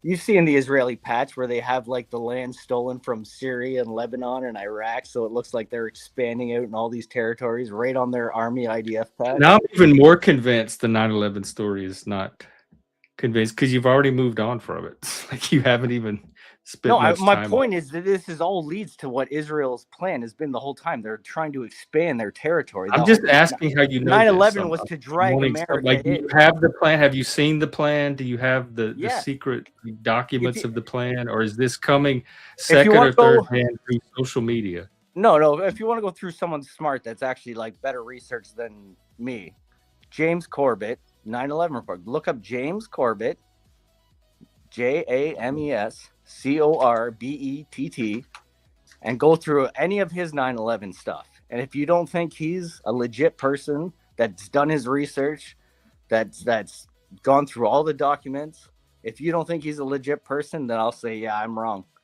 But to me, he's someone. If I don't think he's legit, then you're gonna think you're wrong. No, I won't think I'm wrong. I'm just saying. Weight. I'm just saying that's who I would base my opinion on what James Corbett is saying over me. If you're gonna look into it, don't base your shit on like this dumb Canadian that's drinking and smoking and having a toke tonight. Well, good. Base it on someone who's well researched and who's someone I would say look into James Corbett, the World Report, James Corbett's World Report. Look into his 9/11 research. He's someone I would point you to, not me. I'm someone who believes someone like James Corbett. Yes. Okay. Not someone who believes everything Ryan Dawson says. Ryan Dawson's another guy. Because as far as I know, it was Al Qaeda and what's his face, Bin Laden behind it. Huh? So it's going to take a lot to dispel that from me first. Who? The 9/11. Oh, no. So before I start to believe it was Israel, I have to stop believing it was Al Qaeda and Bin Laden, and that's going to be hard for me to. I have to clear that first. Do you know that? And then if I eliminate them, then I can start saying, okay, well then who else could it be if not them? Oh, possibly Israel. But you know that I'm pretty sure it was Al Qaeda. Do you know that Bin Laden was the most wanted man, right? In America before 9/11. He was like a top terrorist. But then CNN was able to go down and find him and interview him in a cave and talk to him and have no problem finding him and interviewing him. But the CIA couldn't find him. The CIA couldn't kill him. And then we had Bill Cooper ahead of time in July saying, CNN clearly found Osama bin Laden. There's going to be a false flag attack coming up within this year, and you're going to see what happens following this supposed boogeyman, Osama bin Laden, who was funded by America in the 80s to fight the Russians, who was given all his money and all his funding and all his fucking terrorist tactics by America to fight Russia. And then he's the big boogeyman. And then all of a sudden... That makes him not do... Like, you don't think he did it? Okay, who got flown out on 9/12? Who was it that... Every plane was grounded in America, right? No one was allowed to fly. What family got flown out of America? Do you know? Look it up. Look it up. What family was allowed to fly out of America right after 9/11? Who's the first family that was allowed to leave and not questioned and not held? Look it up. I won't tell you. Is that your evidence that it wasn't? No. Look it up. Look it up. Who was allowed to leave? Was it the Bin Ladens? Were they allowed to leave? Evidence? Like, is that your evidence? That's enough evidence for you to believe it wasn't Bin Laden. You think Bin Laden was the boogeyman? You think he was the boogeyman terrorist? He's the boogeyman terrorist. We're going to ground every flight, but we're going to allow his family to leave because they're this rich billionaire construction family. And he's the boogeyman that we're going to say is the guy that's come to attack America and allow these fucking planes to fly into the buildings. Do you know a passport flew out of the plane on 9/11 and landed on the street? And that's how they found one of the hijackers? Do you know that that's one of your official stories? It's an interesting alternate narrative, but it's skipping over a lot of the actual... Wait. Do you know that that's an official story, that they said a passport of one of the hijackers flew out of the plane and landed on the street in New York? Do you know that that's an official story? That his passport flew out of the pocket from the burning plane and the plane going into a building? Come on.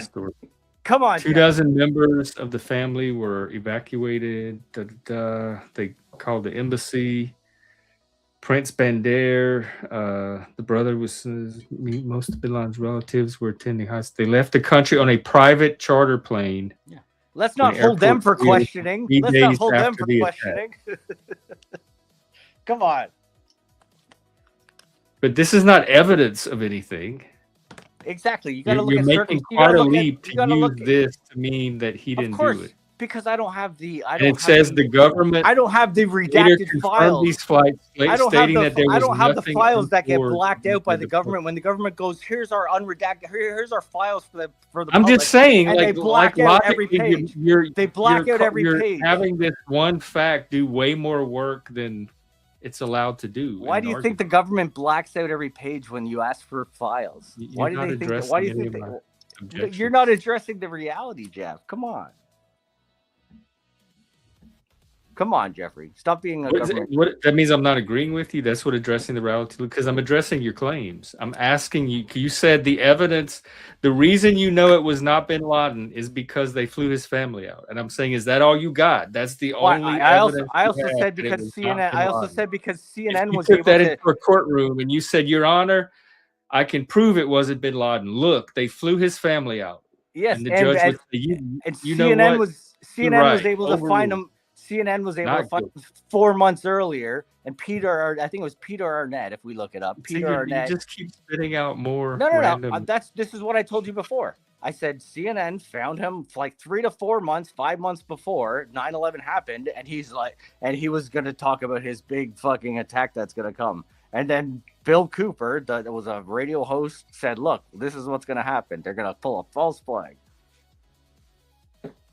And that's exactly what happened. And then Bill Cooper got murdered in November of 2001. Which I'm sure you also have proof of that was because of all this. Yeah. These are not just facts you're stringing together in your head. Well, I'm rambling a bit because it's That's Saturday. your story, too. You know, it's we're having a little fun here. It's Saturday and I'm drinking, but it's this is 20 years of rum in my head. You know. I like to learn how people think. You like to go, what did the government say about this? Well, then it can't be the government. No, said not this. necessarily the government. The government Just said this. who are the people that are most experienced and positioned to look into this, say? Sometimes Corbett. it's the government, sometimes it's somebody that Whitney government Webb. hires, sometimes it's an independent body. Exactly. But it's definitely not random YouTube internet people. Yeah, no, it's not me. It's Whitney Webb. It's James Corbett. It's the people that have actually spent their years of doing research and putting their time and name on the line and putting everything out there. Those are the people I will be fair and say I haven't looked into any of their work, so I don't know what they put together. But if what you've told me tonight is a sample of it, I remain unconvinced. I'm not persuaded by it. But you're taking a drunk Canadian sample of it. Come on, I'm saying look into actual people. Well, is it close? Like, how close would you say it is to their stuff? Especially if it's where you're getting a lot of your claims from. I'm saying I'm at like 5% of what they're actually talking about. Oh, okay. You have to actually go to the people that are researched, not because what didn't they release? I'm spouting off as a guy that's like an anarchist that doesn't trust the government, that kind of guy. But these are the people that are like well researched and actually looking out. There are like I'm not saying go Alex Jones, go to these fucking people. I'm not into that guy. I'm saying go. His name did cross my mind, but didn't the government put out a whole report? Like there was a 9/11 report. Yeah, they put out the commission report. Yes, which George Bush and Dick Cheney. This is an official public record. You think it's a lie? Yeah, because George Bush and Dick Cheney wouldn't go on record. They would not go on record in that report. They don't. If you go look at it, they would not go on record. Okay, but I'm talking about what is on record. Do you think what is on record is lies? What's on record? The Project for a New American Century was they said that was written like 2 or 3 years before none of them. We need a new Pearl Harbor. We need a new Pearl Harbor to happen so we can advance the military-industrial complex and get into the Middle East, and we can start. Is that in this report? That's in the PNAC. That's in the Project for a New American Century that they said we need a new Pearl Harbor. No, I'm talking about the 9/11 Commission report. The 9/11 Commission is a fucking farce because it was just where George Bush wouldn't even go on record. Dick Cheney wouldn't go on record. So that makes all the people that did go on record liars just because Bush wouldn't go on record. Then everything that is on record is suddenly not true. If you don't have the president and vice president, why did the vice president tell them to stand? I'm trying to understand your thinking. That's all. Like, why did the vice? They interviewed all these people, but because Bush wouldn't go on record, everything all these other people said is suddenly not true. Tell me why was the Pentagon allowed to be hit 45 minutes after the new hijacked planes were being flown into buildings? Not answering my question though. That wasn't what I was asking. Yes, I believe the 9/11 Commission report was not done properly. I don't believe the people on record are not the ones that are in charge. They were not the head of the country. They were not. But is what they're saying on record in the report a lie? That's what I'm trying to figure out. You said it's a farce. I said the report is not complete because it doesn't have the full.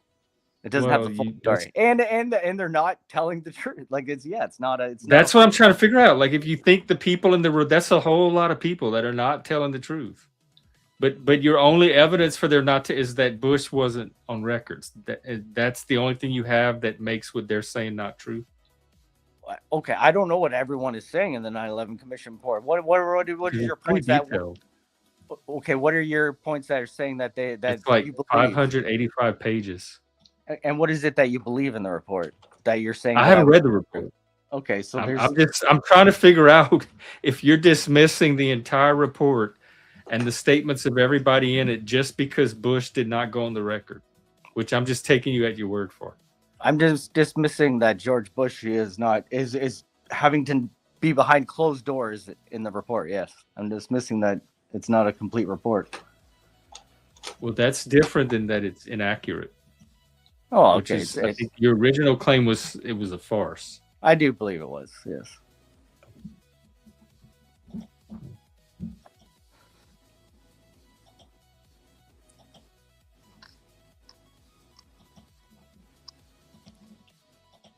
Well, wow. I guess we solved that one too. No. But Why do you think that the Pentagon, the most protected military headquarters on Earth, was hit 45 minutes after they knew hijacked planes were flying into buildings? seems like a reasonable target for a terrorist. No. But how do you think it wasn't shot down? The Pentagon? How do you think a plane was able to get near the Pentagon 45 minutes after they knew hijacked planes were flying into it? Why did Dick Cheney say stand down? Why did he tell the Chinese? I don't know. Why does Cheney say he said that? I don't know. It was there was a Chinese politician, Marita or whatever his name was. He said Dick Cheney told the military to stand down and allow the plane to continue its path towards the Pentagon. Because Cheney wanted it to hit the Pentagon. So Cheney was in on it too. It wasn't just Israel. It was Israel and Dick Cheney together. Who did Cheney? Just in broad daylight, just bold as can be, engineering an attack on America. Yeah, what was Halliburton? Instead of that, it was terrorists who's been attacking America forever. They were when were they attacking America forever? Terrorists have been attacking America forever. There's a whole history of terrorism. There was this crazy Islamic terrorism before 9/11? Yeah. Where? Just look up history of terrorism. No, in America. You said there was all this. Where were these attacks in America? From Islamic terrorism.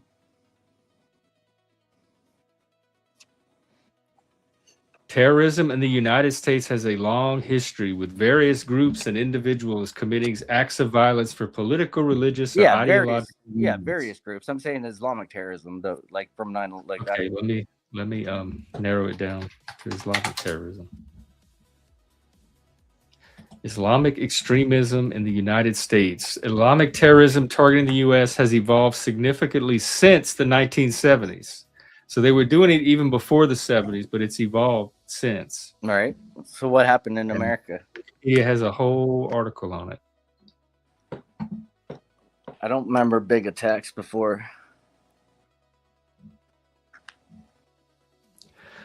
Whew, there's got to be at least 50 on this list. The assassination of Mir Khan, CIA headquarters shooting, World Trade Center bombing, Brooklyn Bridge shooting, Bojinks pilot, Brooklyn bombing plot, Millennium attack, September 9/11 attack, shoe bomb attempt, Los Angeles airport shooting, Jose Padilla, Abdullah al-Mahar's attack plot, the Buffalo Six, financial buildings plot, Los Angeles bomb plot, Hudson River bomb plot, Sears Tower plot. By the way, these all have separate links leading to articles on those plots. Seattle Jewish Federation shooting, Toledo terror plot, transatlantic aircraft plot, UNC SUV attack, Fort Dix attack plot, John F. Kennedy International Airport attack plot, failed underwear bomb on Northwest Airlines Flight 253, Little Rock recruiting office shooting, Bronx terrorism plot, detailed car bomb plot by Hossam Mafier Hussein Smadi, New York City subway and United Kingdom plot for Hood shooting,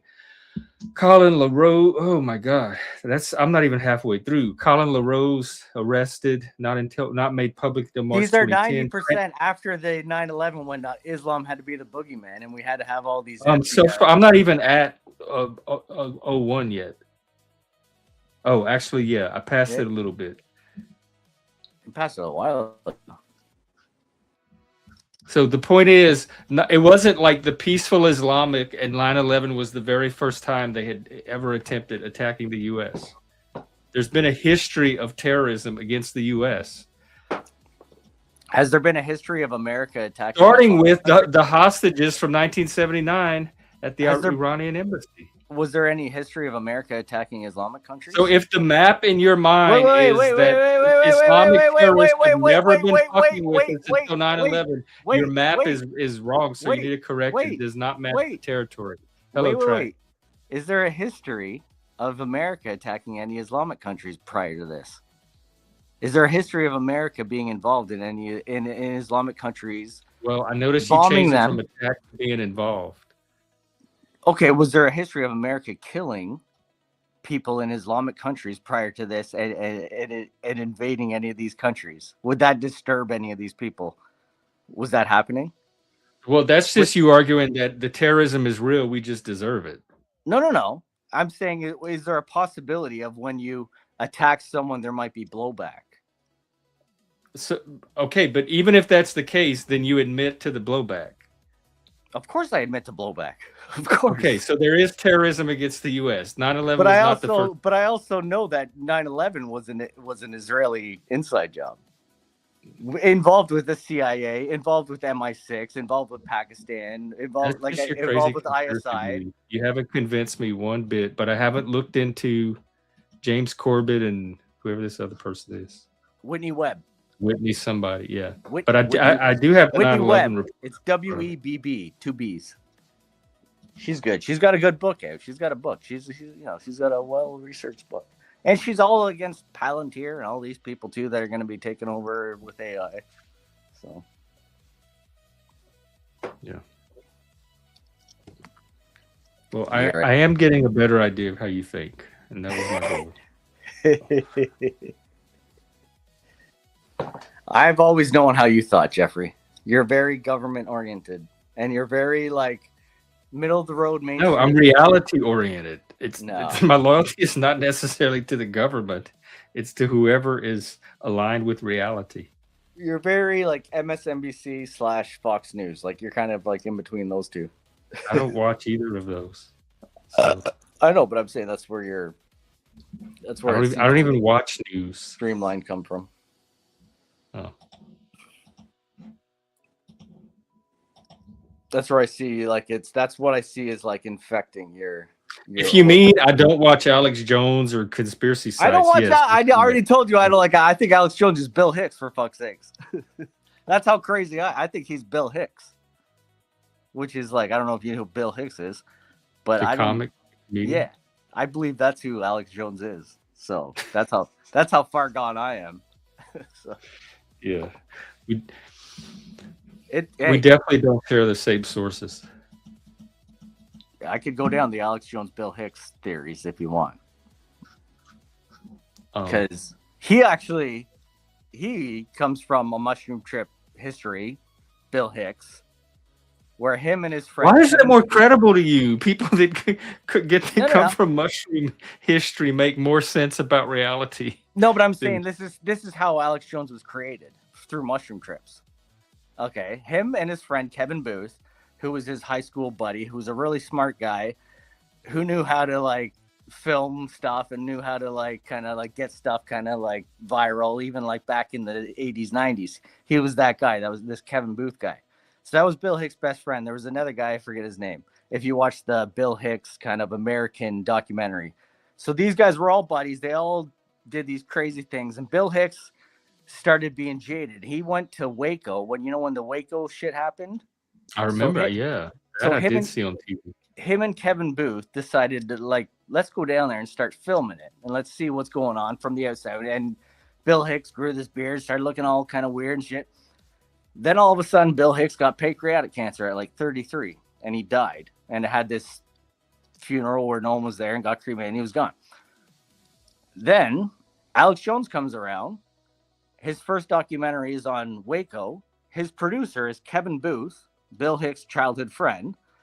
And they make this Waco documentary. And then Alex Jones becomes this new character that is going to be the purveyor of let's just fuck with everyone for the next couple decades of be this Andy Kaufman character of Alex Jones. And I got this wrestling voice and I'm fucking this. And Bill Hicks is playing the biggest gag on America in society and making fun of the right wing, making fun of conservatives. And now he's kind of turned into a drunk. He's crazy. But it's all through with him and Kevin Booth having this plan to fake his death and then come out as this crazy right-wing conspiracy theorist. And I'm going to talk about that. I'm going to do this and make these documentaries. And if you dig down this, I'm telling you, Alex Jones is Bill Hicks. Alex Jones is fucking Bill Hicks. Bill Hicks is Alex Jones. Bill Hicks is playing a character and having fun. Alex Jones, if you look on YouTube, accepted the award, the achievement award for Bill Hicks, with Kevin Booth presenting the award to Alex Jones with a Bill Hicks painting. And Alex The Jones, thing that they had you to see through all of that. They thought they were fooling everybody, but not you. No, this is like a known thing. Like a lot of people think this. A lot of people, this is not like a. Yeah, this is the first I've heard of it, but I don't really follow Alex Jones. I understand. I'm trying to imagine your life without a conspiracy theory in it, and I can't. I know you want to make. I'm the crazy conspiracy guy. Not necessarily crazy. It's just not based on anything I can connect to reality. But if I didn't know that you believed all of this, I wouldn't think I was talking to a crazy person. I wouldn't. I know, but now, see, that's the thing. Now I'm a crazy person because I have a different opinion because I'm providing you these different. No, I'm saying you're not theories. Crazy. You don't No. seem You're crazy. saying, you're saying I wouldn't have seen you. As well, now you're crazy. turning me into a conspiracy because I didn't say what you said. I said. You just said the opposite. No, you said you wouldn't have come off if I just met you as this like crazy person but now that I've heard these theories, you are a crazy person. That was your kind of like. No, I don't. Well, let me rephrase it. I don't think you're a crazy person. I am. I think you believe some crazy things, but you don't seem like you're a crazy person. That's why it's even more intriguing to me why somebody that's obviously not crazy believes crazy things. Well, I appreciate that. Thank you. I'm a little crazy. No, I understand. It seems whacked out, and I've maybe spent too much time looking at stupid shit. All I'm saying is I have looked at a lot of this stupid shit, and if you spend a little time looking at a little bit, you know, like Eddie Bradley said, look into it.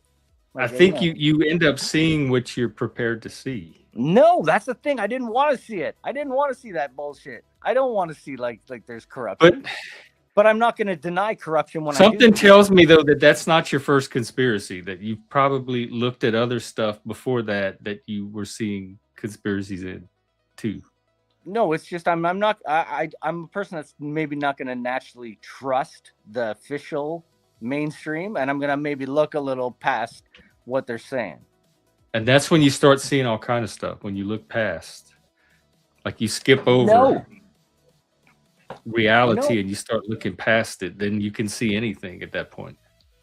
Sure, I can't believe you've actually done psychedelics and man, what happened? What happened? Psychedelics are supposed to open you to like. It didn't make me a conspiracy person. It's not supposed to make you a conspiracy. It's supposed to open your mind to like see like it's you know there's some bullshit going on.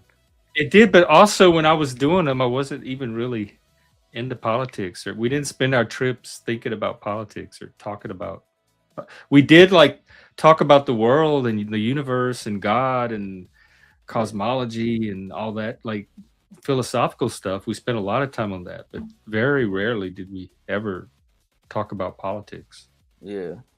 So it didn't make me see stuff about the world going on around the world. It expanded my thinking about philosophical topics. Did you grow up in the Washington D.C. area, like the punk rock scene, any of that shit? Mm-mm. No. Like DC hardcore? Yeah, like like Fugazi. No, I like the music. I didn't grow up any of that shit. there. No. Oh, okay. I've been watching, those documentaries have been popping up. A lot of Ian McKay stuff has been popping up on my feed. Yeah. Oh, they got a lot of good ones. There's several documentaries on the DC hardcore scene. Fuck yeah. What's your jam? Are you just like a dance music guy, rock guy, techno guy, fucking rock? Rock.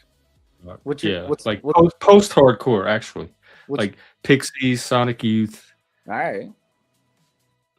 Dinosaur Jr., Swans, Butthole Surfers, all the bands that developed kind of after the DC Yeah, yeah. hardcore scene dwindled out, or actually changed because they had that Revolution Summer, and everybody went woke, and it got straight edge and feminized. You didn't get any of the grunge shit, like the Seattle scene Nah. of the Grunge was at the tail end of the stuff I was into. Like it was the music that Kurt Cobain was listening to when he was developing. Yeah, no, Nirvana. I know he's like a fan of all those bands. But then I Yeah. went back because see, I grew up kind of the era where Kurt Cobain was the cool guy. But now I go back and see Soundgarden and Alice in Chains were the real shit. Like that they were the better bands. They were the fucking. I was not a big fan of Nirvana because it just sounded like the next generation version of what I was already listening to, and just not even as good. I love the Unplugged album. The Unplugged album for me was the one that I was like, fuck yeah, that's awesome. That's the one that got me for Nirvana. I think it was a generational thing because it was the next generation that was really responsive to Nirvana. Like, because they were hearing it all for the first time, and I had already heard the music behind it that led up to it. Even I was a little young on Nirvana. Like, he died when I was like 14, 15 kind of deal. So, like, he died. Oh, wow. Yeah, so you're I'm in my older than mid I 40s. thought. I'm in my mid Hanging out 40s with right now. Yeah. people not much older than you at the time. Because I remember we were all on a mushroom trip when we found out. It came on MTV. We were watching MTV, and it came on MTV. We had just dropped mushrooms, and our trip was starting to kick in, and Kurt Loder came on and announced it. Yeah. And we weren't sure if it was real or not, because MTV was constantly like pulling these edgy pranks and jokes. And so we spent part of the trip like, do you think he's really dead? Maybe that's just an MTV thing that like promo they're doing, and we couldn't process like what we had just heard. And eventually people started calling each other, because that's back before cell phones. We were using landlines, and everybody's phone was like ringing off the hook. Did you hear the news? Did you hear the news? Did you hear the news? And that's when we knew it was real, because even people that weren't tripping were calling each other and grieving over it. And our trip completely crashed. Like, we were just getting started, ready to enjoy it and have fun, and it just completely tanked because of that news. And we were just doom and gloom the whole rest of the night. Do you think it was Courtney that did it?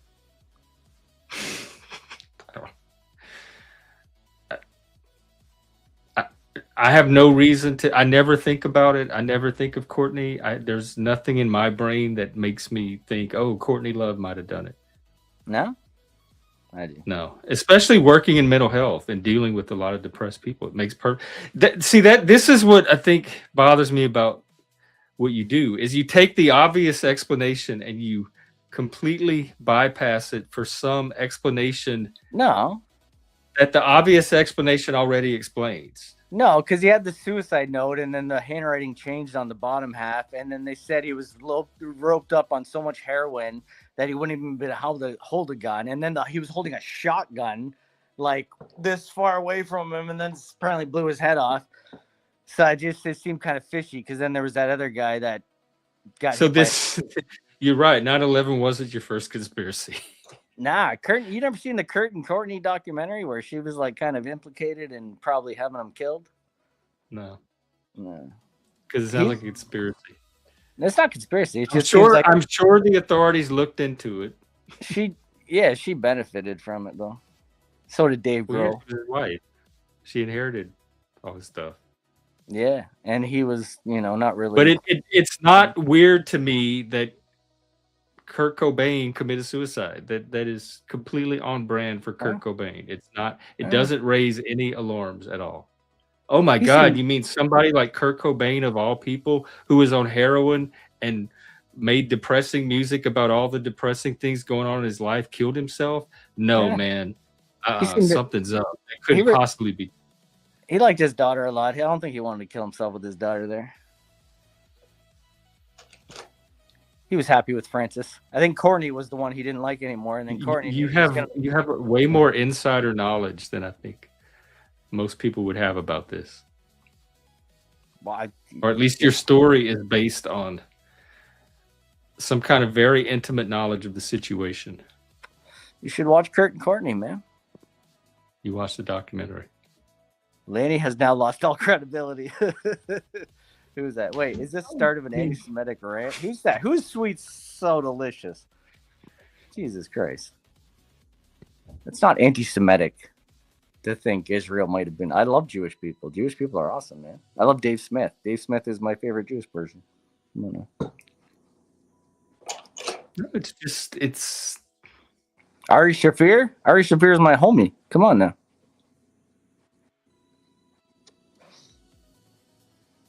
Love Jewish people. Great. But just Israel, I'm not a it's fan. not even that it's anti-Semitic. It's more that it's based on hardly nothing. It's based on like whatever social media thing that you saw that has you convinced. Social media. I've been There's around. not a lot of rigorous I've been around way scholarship. before social media, man. Like 9/11 happened before social media. Well, whatever book you read. God damn. But then you were doing that with the Courtney and Kurt documentary too. So I get like you're the type of brain that's just easily persuaded by people who present like snippets of facts in a certain way. I don't want to totally deny that, but I just want to say like I will look at those things where you seem to be like, I don't even know what they exist. I don't even know what they are. What are you talking about? No, I don't. So that's the thing. Like, I think that's a credit to me. That no. But you're denying. You're denying like, sources. no, because you're denying like, oh, you saw something, so now you're not allowed to believe it because you saw something that maybe convinced you. No, I never said I you're never not allowed. saw it. I never saw it, so I'm not allowed. I never once told you what you're allowed to do or not. I'm not your dad or any parental. I'm not figure. saying that, but I'm saying you're going. I didn't see it, but you did see it but you believe it because you think it's a little snippet. Yeah, and I asked you a bunch of questions about it, and based on the answers I got to those questions, I made judgment. I steered you in the right direction. If you'll spend some time going down some James Corbett rabbit holes, you'll be good. Because he's like a good nerdy guy. He's not like a Alex Jones guy. He's a well-read guy.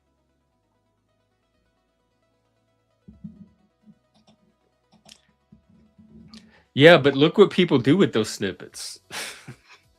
Look at all the fantastic tales they weave with them.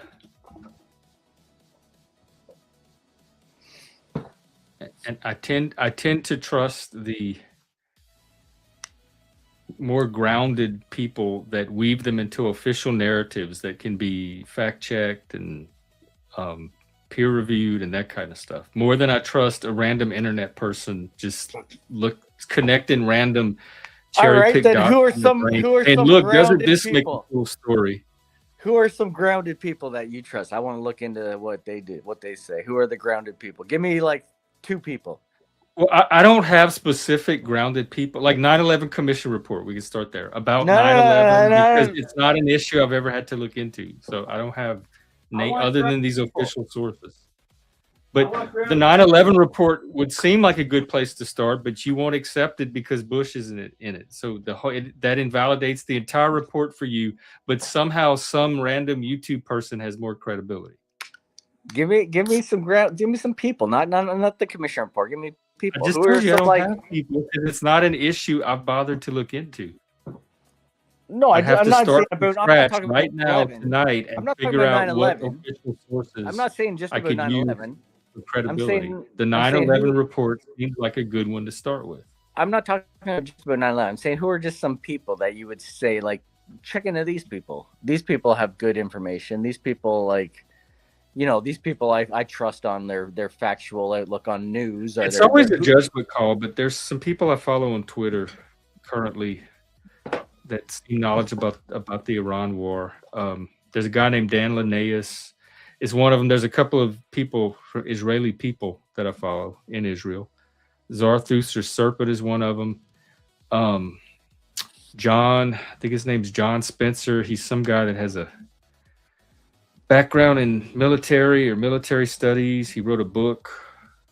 He seems to be providing some very fact-based, grounded information and speculation with that information. Mm-hmm. So those are 3 names. All right, we'll check them out. You like the Israeli people, though, eh? There's another guy. I think he's Israeli. Daniel somebody. Rubenstein. Oh my God! Why? Why the Israelis? They happen to be Israeli, and they're talking about their country, so they seem very knowledgeable. You don't think they're biased? You think what they did in Palestine was like justified? Do you think October 7th was justified? Yeah, they were fighting back. Yes, my answer is yes. After October 7th, yes. I think whatever they did to Palestine as a result of October 7th is justified. What do you think happened October 7th? What do you think happened October 7th? I think Israel stood. I think Israel stood down for 8 hours on the most protected military border in the world, the most surveilled. Where if a squirrel fucking crawls on it, they send a fucking IDF soldier to go see what it was. So but again, Israel all of a sudden, that's another crazy belief that you'd have to all show of me a evidence. all of a sudden on October 7th, paragliders are flying in, and for 8 hours, we have these jihadis that can go in and terrorize the fucking town.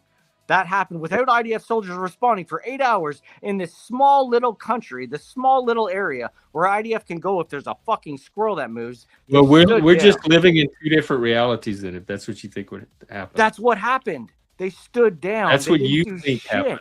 They knew it was going to happen. They stood down. That's they allowed. You don't know what they know. How do you know what they knew?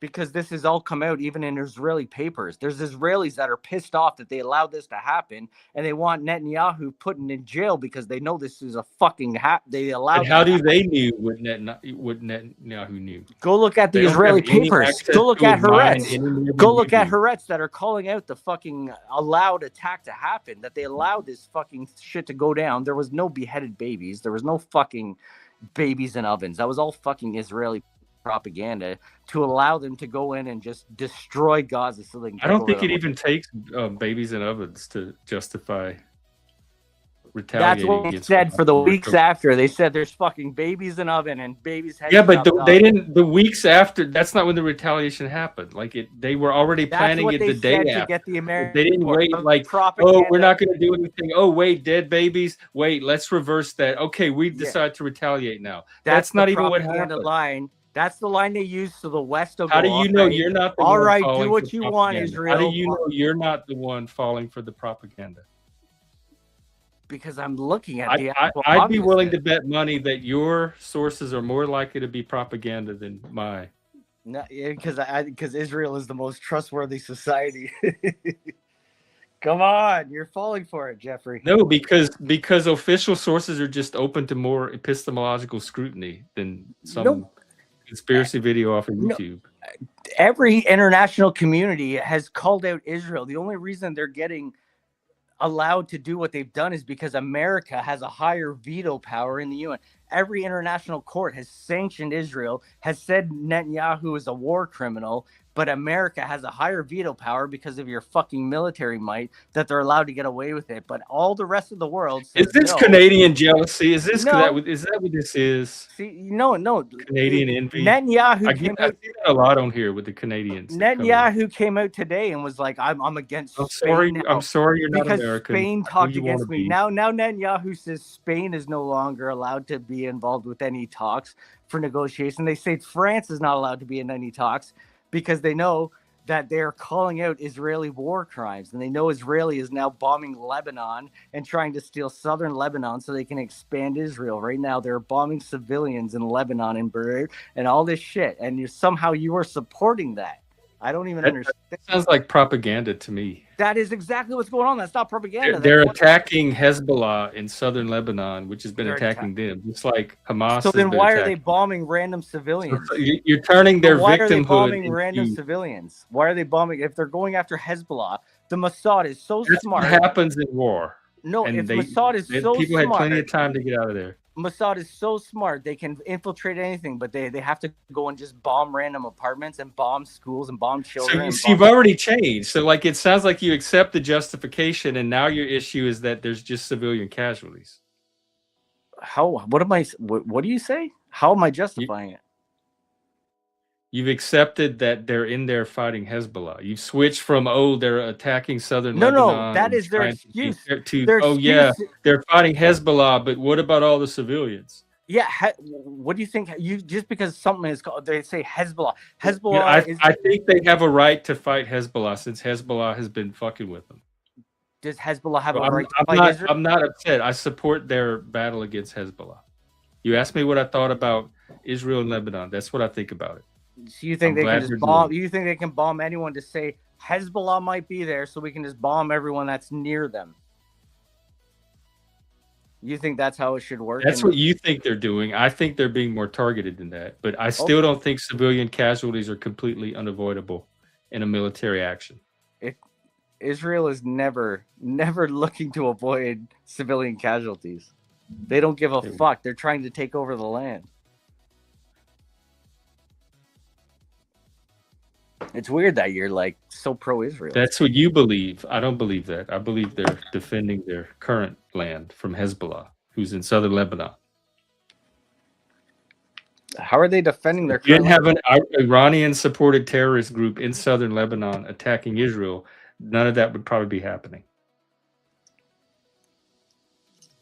But yet Israel has the patch that says they want that area already on their army soldiers' arm. That says sure they that's want exactly what the patch says. We want that land.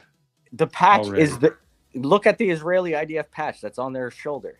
It's that land that is covering of where they're attacking currently. But it's Israel's here, but their patch shows all of here. Yeah, but I'm saying you keep moving the goals of the conversation around, because first it's they're attacking Lebanon, then it's Hezbollah, but the casualties, and now but they want the land. That's why they're doing it. Yeah. What are you fucking talking about? That's the exact same thing. They're attacking Lebanon and they're claiming it's because they're going after Hezbollah, but they're really trying to because they want to expand Israel to southern Lebanon. They want to take out that land. They were trying to take those I could just reverse it. What about all the attacks from Hezbollah against Israel before they decide to attack Hezbollah? How is that? Where is that affected? It's not defensive attacks. If they try and fight back to them, you say they're attacking Israel. But if Israel attacks them, Israel's the defense. So who is the defense naturally? So you believe Hezbollah, a terrorist organization, was just innocently minding their own business in Lebanon, and Israel said, "Hey, let's go get this land from this terrorist organization." I believe Israel is. I believe Israel. Them. And I just so we Israel can is the your story makes so organization. much less sense than that some terrorist attacked a country, because that's what terrorists do, and Israel fought back. That makes way more sense to me than your convoluted plot. No, I believe Israel is the terrorist. I believe Israel is the terrorist. I believe Israel are the terrorists. That's what. Okay, but based on what? Them terrorizing because civilians. You're ignoring the terrorism directed at them. Anytime they defend themselves against actual terrorism, you're calling that terrorism. No, I'll see 3 Israelis randomly get killed, maybe on a bus attack from some blowback, or I'll see a rocket fly in. And what did Israel ever maybe hit somewhere? I see Israel attacking civilians constantly for decades, killing civilians over and over and over again. And you're seeing what you want to see, because you can easily see the terrorism being directed at Israel too. If you can see that terrorism, you could easily see the other terrorism too. Yeah. So for some reason, you're blocking it out, choosing not to look at it. You're not focusing on it. You're excusing it, justify it somehow. But those facts are there to perceive if you want to. No, I see Israel trying to expand, and people fight back, and then they go, they're terrorists for fighting back. How dare they fight back? They're a terrorist for fighting back. How dare they? But you call it fighting back because you're ignoring the acts of aggression that Israel is attacking. Israel is the aggressor. My point is, you're creating your own story out of this by leaving out the facts. No. The fact is Israel is the aggressor. Israel has always been the aggressor. That's what you're ignoring. Israel started by bombing. Ignoring historical facts.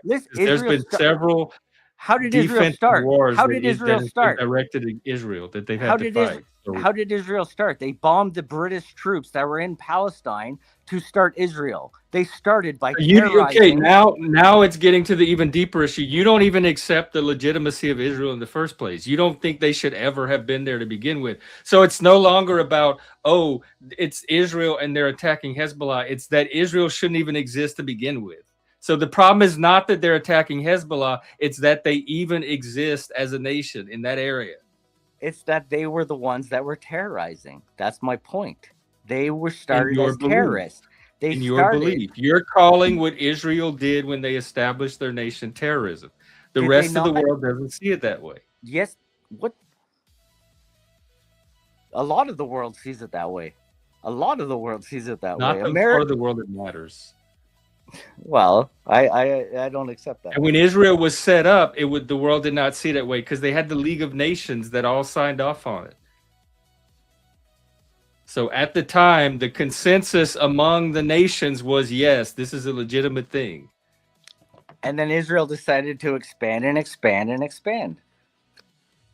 And then allow European Jewish people and allow European Ashkenazis to come in and take Palestinian land and start kicking people out of their homes by gunpoint and bulldozing their homes and saying these are now. See, you're moving around the conversation again because you said your original beef was that they used terrorism to establish in the first place. And I said, well, the whole world was okay with it. And they've The whole world. So now you're like, but this is what's really the issue is once they were legitimized. There's no but. There's no but. They've continued from the start, from that terrorism against Britain. They've continued that terrorism into settlements. I'm saying you think it's terrorism, but the rest of the world doesn't consider it terrorism. They've continued. So your narrative has already diverged from the rest of the world, which was my claim that the rest of the world does not believe it was terrorism. They've continued the terrorism by overthrowing Palestinians from their homes and taking settlements and moving their land more and more and more and more and more and more. When you say they continued the terrorism, what you're saying they continued wasn't terrorism. We just established that. If someone comes to your house with a gun and bulldozes your house, and said it wasn't terrorism. If someone the world comes to your agreed. house, they said yes, this is legit. They signed a bunch of papers. No, that's not true. And you're saying I still think it's terrorism, but your narrative is in the minority. That's not true. The rest of the world is not framing it as terrorism. Yes, they are. Yes, they are. No, they're not. No, they're not. The League of Nations and all the organizations that were involved in it did not say it was terrorism. You don't think the continued settlements has been labeled as terrorism when they go over and bulldoze a Palestinian home? What you identified as terrorism was the initial establishment, and I've said that is not the official view of the situation. So you're trying to call something terrorism that the rest of the world is not calling terrorism, and I'm not going to let you hijack the frame that way. You, if you're going to do that, at least admit you're starting from your own viewpoint that is not in alignment with how the rest of the world sees it. Did they blow up British soldiers? You can say the same thing about America and the American Revolution and in the origin of any other country if you want. Did they blow up British soldiers in Palestine? But for all practical purposes, for the rest of the world, America is a real country and the revolution counts. It's what happened. Same thing with Israel. So you're already trying to write an alternative history to Israel than the accepted established one. And I'm working off of the accepted establishment. Okay. I don't adopt your alternative conspiracy history. I don't believe it was terrorism. So we're already at two different starting points. Okay. So they started their country, and now they're Israel. They got this piece of land. Do you think it doesn't matter because you still think it was started by terrorism? So all you're going to do is move the terrorism up a bit, but in your mind, you're still going to think the original. Because they continue to terrorize. Because they continue to terrorize people and civilians. Yes. And I will call them out for that. I can always call them out for that. I will always call them out for that. We're living in two different frameworks around the issue. No, because you think like if it's There's no way to reconcile. You think if it's a brown Muslim There's no person way or an to Arab, reconcile. you think you they're believe less than the you. initial establishment was terrorism, and I accept that it's not, and so has the rest of the world. Officially, in paper, in writing, they accepted that it was not. No. So your narrative has to overcome all of that consensus, and for me, it doesn't. How does my narrative have to go overcome that if they continue For me to- to for me take to buy Palestinian into it, land? it does. If they Otherwise, I'm continue going to to take stick to land, the if they established started framework. if they started the 1967 war, and then if they bombed the USS I'm just saying you're not going to convince me. What did they do to the USS I'm Liberty? not saying don't believe it. You believe whatever you want. What did they do?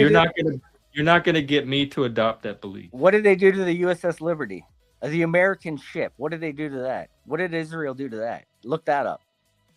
See how you jumped around? If you can't win on the main point, then you're going to find I won on that point. I won on that point. So I'm going on. No, you haven't. All we've established is that you believe something very different than what the rest of the world believes about that.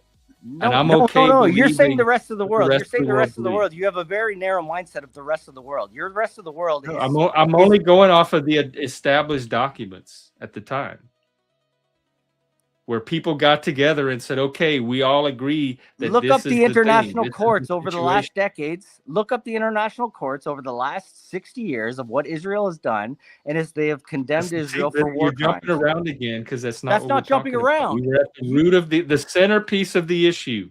The root of it is the establishment of Israel, which you said was done through terrorism, and I don't adopt that framing. I reject that claim. Okay, I'll say so until we can get past that, there's no point in pulling in all these other points. I'll say it was continued through terrorism because it was even started before the 1948 or whatever fucking a so-called establishment when they started bombing the British troops, because it was also started in the Balfour Declaration in like the 1800s when they were starting to sign over the Rothschilds the land to Israel ahead of time. So that was all like there was all pre-setups to them starting to steal this land. If you actually go down like a full history of it, well, that was still continued. They have continued to terrorize civilians through these last 70 years. They have continued to do that. Yes. I don't know how you can deny that. That's weird. Because I don't accept that it was terrorism. Like, in order for that narrative to work, you have to be able to believe or accept that initial act of establishment was terrorism. And I don't do that. Neither did the rest of the world. So I'm not really doing anything that weird or crazy. You are. Okay, look up what they did to the USS Liberty in 1967 to try and drag America into the war. Look it up. Are you afraid to look up the that USS doesn't Liberty? Change the point in history I'm talking about. What did they do to America? Why are you afraid to show what they did to America? What did they do? What did they do to America? It's just not relevant to my part of the discussion. Are you Jewish? Are you Jewish? Do you have like a Jewish ancestry? Come on. I might have people in my tree. Come on. You're being very defensive. I'm sitting here. I'm not even saying anything. Well, then why won't you just? How is that defensive? Tell the audience what they did to the USS. See, that's what I'm saying. You see what you want to see. I'm just sitting here, and you saw defensiveness. Tell the audience what they did to the USS Liberty. You won't even tell them. Well, you tell them. Look it up. Just pull it up. Pull up the story. You look it up and tell them. They bombed the USS Liberty. They bombed the American ship. Give us a date too. Give us a time period. I believe it was 1967. It was during the Egypt War when they were way after the establishment. Yeah, way after. Yeah. Well, this is when they were wanting to expand more with more Israeli terrorism. So during this war, they bombed the American ship, which had an American flag, which was shown to be American. They bombed it, killed American soldiers. Americans started signaling and saying, "Hey, we're American. We're friendly. Don't bomb us." They continued to bomb for a couple more hours, killing a bunch of American soldiers. I believe it was 38 or more, leaving others wounded and bombed and burning and in hell flames. And Israel said it was an accident. We didn't realize it was an American ship. We didn't know you were saying. But you don't believe them. You think they're like, oh, look at American ship. Let's shoot them and pretend they like wanted to sink it, to drag America into the Egypt war, to say like it was Egypt. And how do you know this? Because it turned out Americans lived and they didn't die, and the Americans on the ship said no. Israel. But how do you know why they shot the ship? You said because it was the sailors on the ship. Because the sailors on the ship said they kept bombing us when we said, "Hey, we're friendly, we're American." And that's proof that they wanted to sink it in order to get America into the war. That's what I'm saying. You draw some pretty like broad conclusions. Why were from they a bombing scant your bit of ship? Why were they bombing information. your ship? Why were they trying to kill you guys? That's your evidence for they did it for the reasons you said they did it? Yes. Okay. They were trying. Yes, they were pulling a false flag. It would take more than that for me to believe that. But if that's enough for you to run with that narrative, then Is that enough for you to say that they're friendly allies? That no, they probably did it by mistake, like they said. Oopsie, for hours? For hours? Look it up. Look up the story. Look up the soldiers that were on the ship. Apparently, it satisfied us because we're still allies with them. Because they've been blackmailed. Because they killed JFK. Fucking hell. Dude, the rabbit hole never ends. It's not a rabbit hole. It's the truth. Yeah, it started with what was the conspiracy before Kurt Cobain? Because I'm starting to think that one wasn't even your first. We started with 9/11, didn't we? That was, you said you were 14? No, didn't we start with 9/11? What about Santa? What about Santa? What was your earliest conspiracy? Like, did you have them as a kid? Most kids have like crazy theories about reality. No, I'm pretty much. I don't say they're conspiracy. I just say I look at the actual facts, and you're looking at the mainstream news. But the Courtney thing was not an actual fact. Yeah, it was. No, it's a fact that. You're just stringing together some inferences from like whatever scant bit of data you think you have on it. No. There's a whole. He was on heroin, and he couldn't was have on pulled heroin. the gun that way, and that's not evidence proving Courtney killed Kurt, and none of it would hold up in a court of law. Well, her dad was tied with the CIA, so she was like a child of like the being fucked. See, so it's gossip. It's just rumors you heard that you believe. No. Watch Kurt and Courtney, man. Fucking hell. Watch it. But I'm just wondering what the first conspiracy before that was, or was that your first? Jeez, hard to say, man. Hard to say, bud.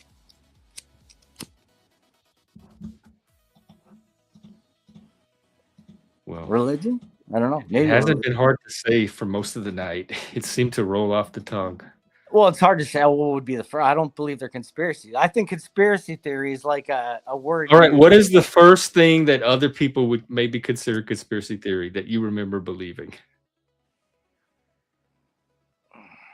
I guess like right after 9/11. I was on the 9/11 truth team from that time. So, but that was after Kurt, so yeah, but that kind of it's hard to say when the Kurt stuff came up. I think we all thought it was Courtney. That was 94. No, I know. So I just don't know when I would have started going down the Kurt and Courtney route. I mean, that's a pretty good early conspiracy. You were still a teenager. Yeah. And exploring alternate facts, alternate history. Yeah. Our truth, real history. History that there's really no way to verify. So, yeah. Otherwise, you would have. Well, who has control of the media and the mainstream and the fucking government? You know what I mean? Well, then how do you know all this if they have that much control over it? How did it leak out to you? How did the truth make its way to you? They must not have absolute control if some of it got out to people like you. Well, they got to leave it to if you leave it to dumb construction guys and truck drivers, then you sound like, don't worry, it's those people talking about it. So people like you that are like mainstream, Michaels, they just go, wow. Don't worry. What's a Michael? Wait, I don't know that term. What is a Michael? I just tried to find an M word that came with mainstream. Oh, yeah. Okay.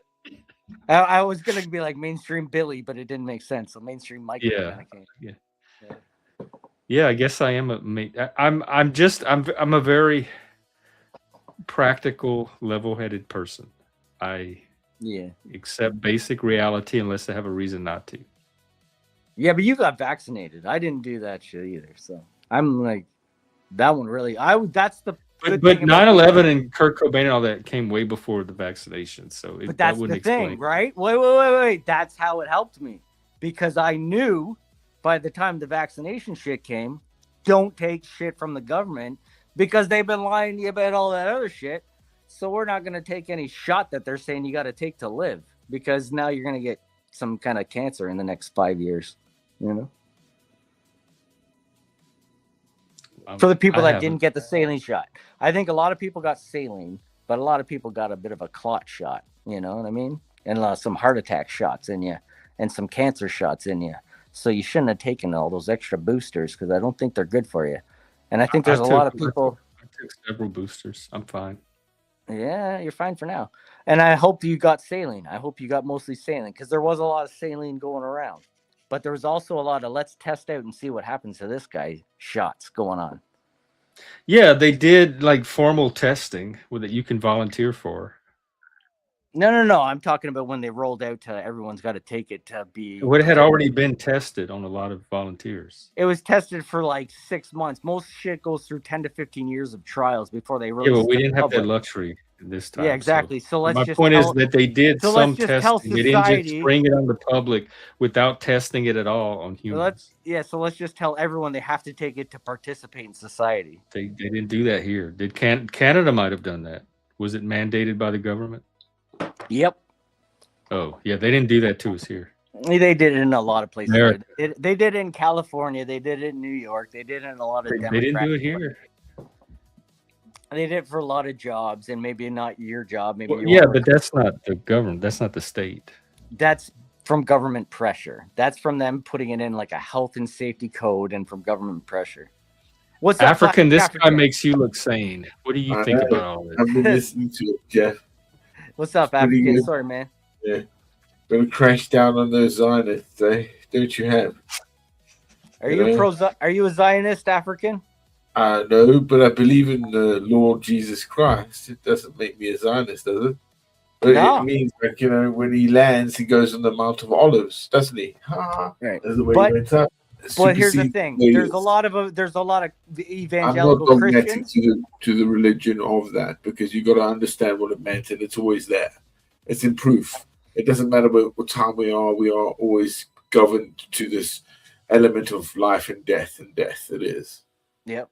What we have is actually in age is amazing. Dude, check us out, bro. We're cool.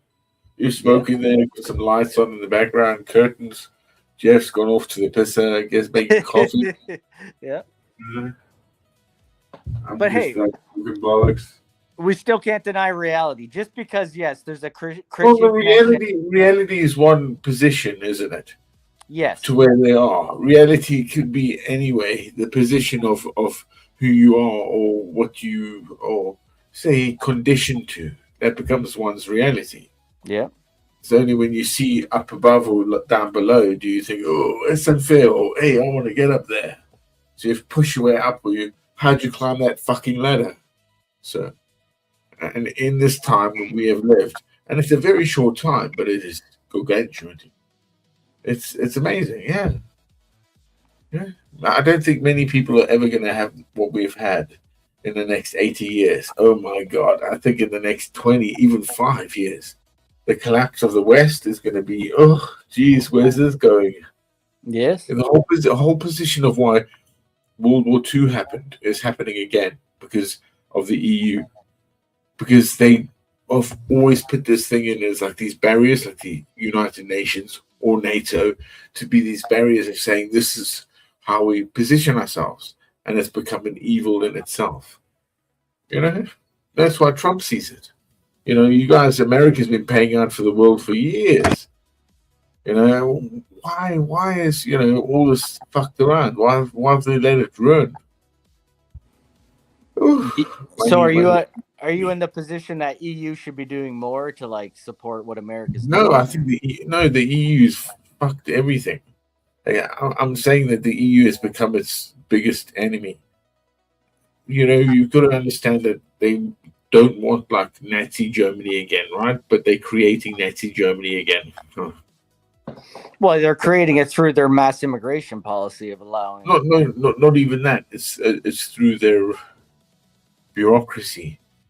Their whole, we can still stand us instead of saying, oh, this is who we are: European, Germans, French, Italians, Bulgarians. Oh yeah, but oh no, but Europeans. What the fuck? The whole immigration shit has started from where was I guess you could say Iraq, Afghanistan, Yeah. and then other wars, which was with the fucking was the Arab Spring, that shit, Yeah. that bullshit. There's Yeah, another but- bullshit number. I mean, we can go back to where was it? Enron. Enron's a big one. Enron is a big one. People forget Enron, don't they? I remember Enron. Yeah, Enron. No, but Enron, like with money value, where that changed things. That is like the 2008 crash times 11. People don't get that.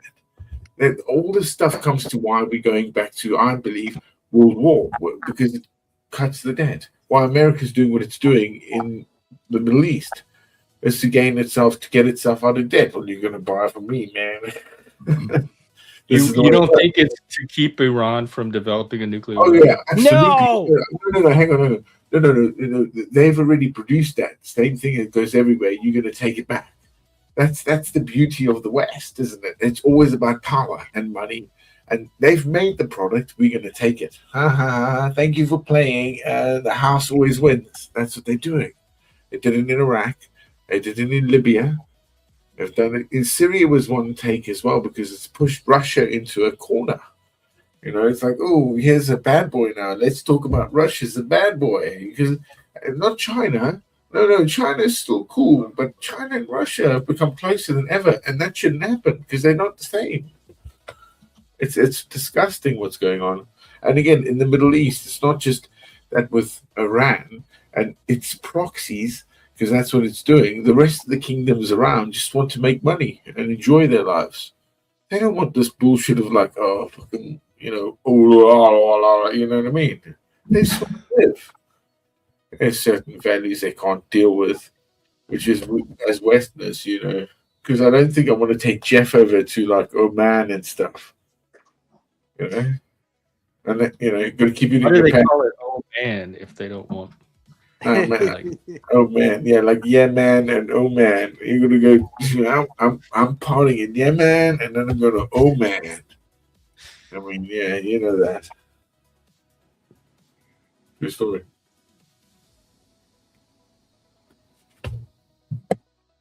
oh Lord, we got another. This is a political crazy from the other side of the spectrum. Although he'd probably agree with you, Lanny. I think he's No, pretty. not necessarily. I understand why, but that's why I say it's always meant to be. It's a poison chalice that Britain had to give Palestine into what they call Israel, and how the Russian took 2 million over 1 year into it straight bang. There's a lot of influence in that region, as well as the scattering of the Judaic. Yeah, can't tell one without the other. What are we, guys? Are you a heathen, Jeff? You're a heathen, aren't you? Probably, yes. Jeff, the heathen. Probably be Pray for considered. heathen soul. Oh, goddamn.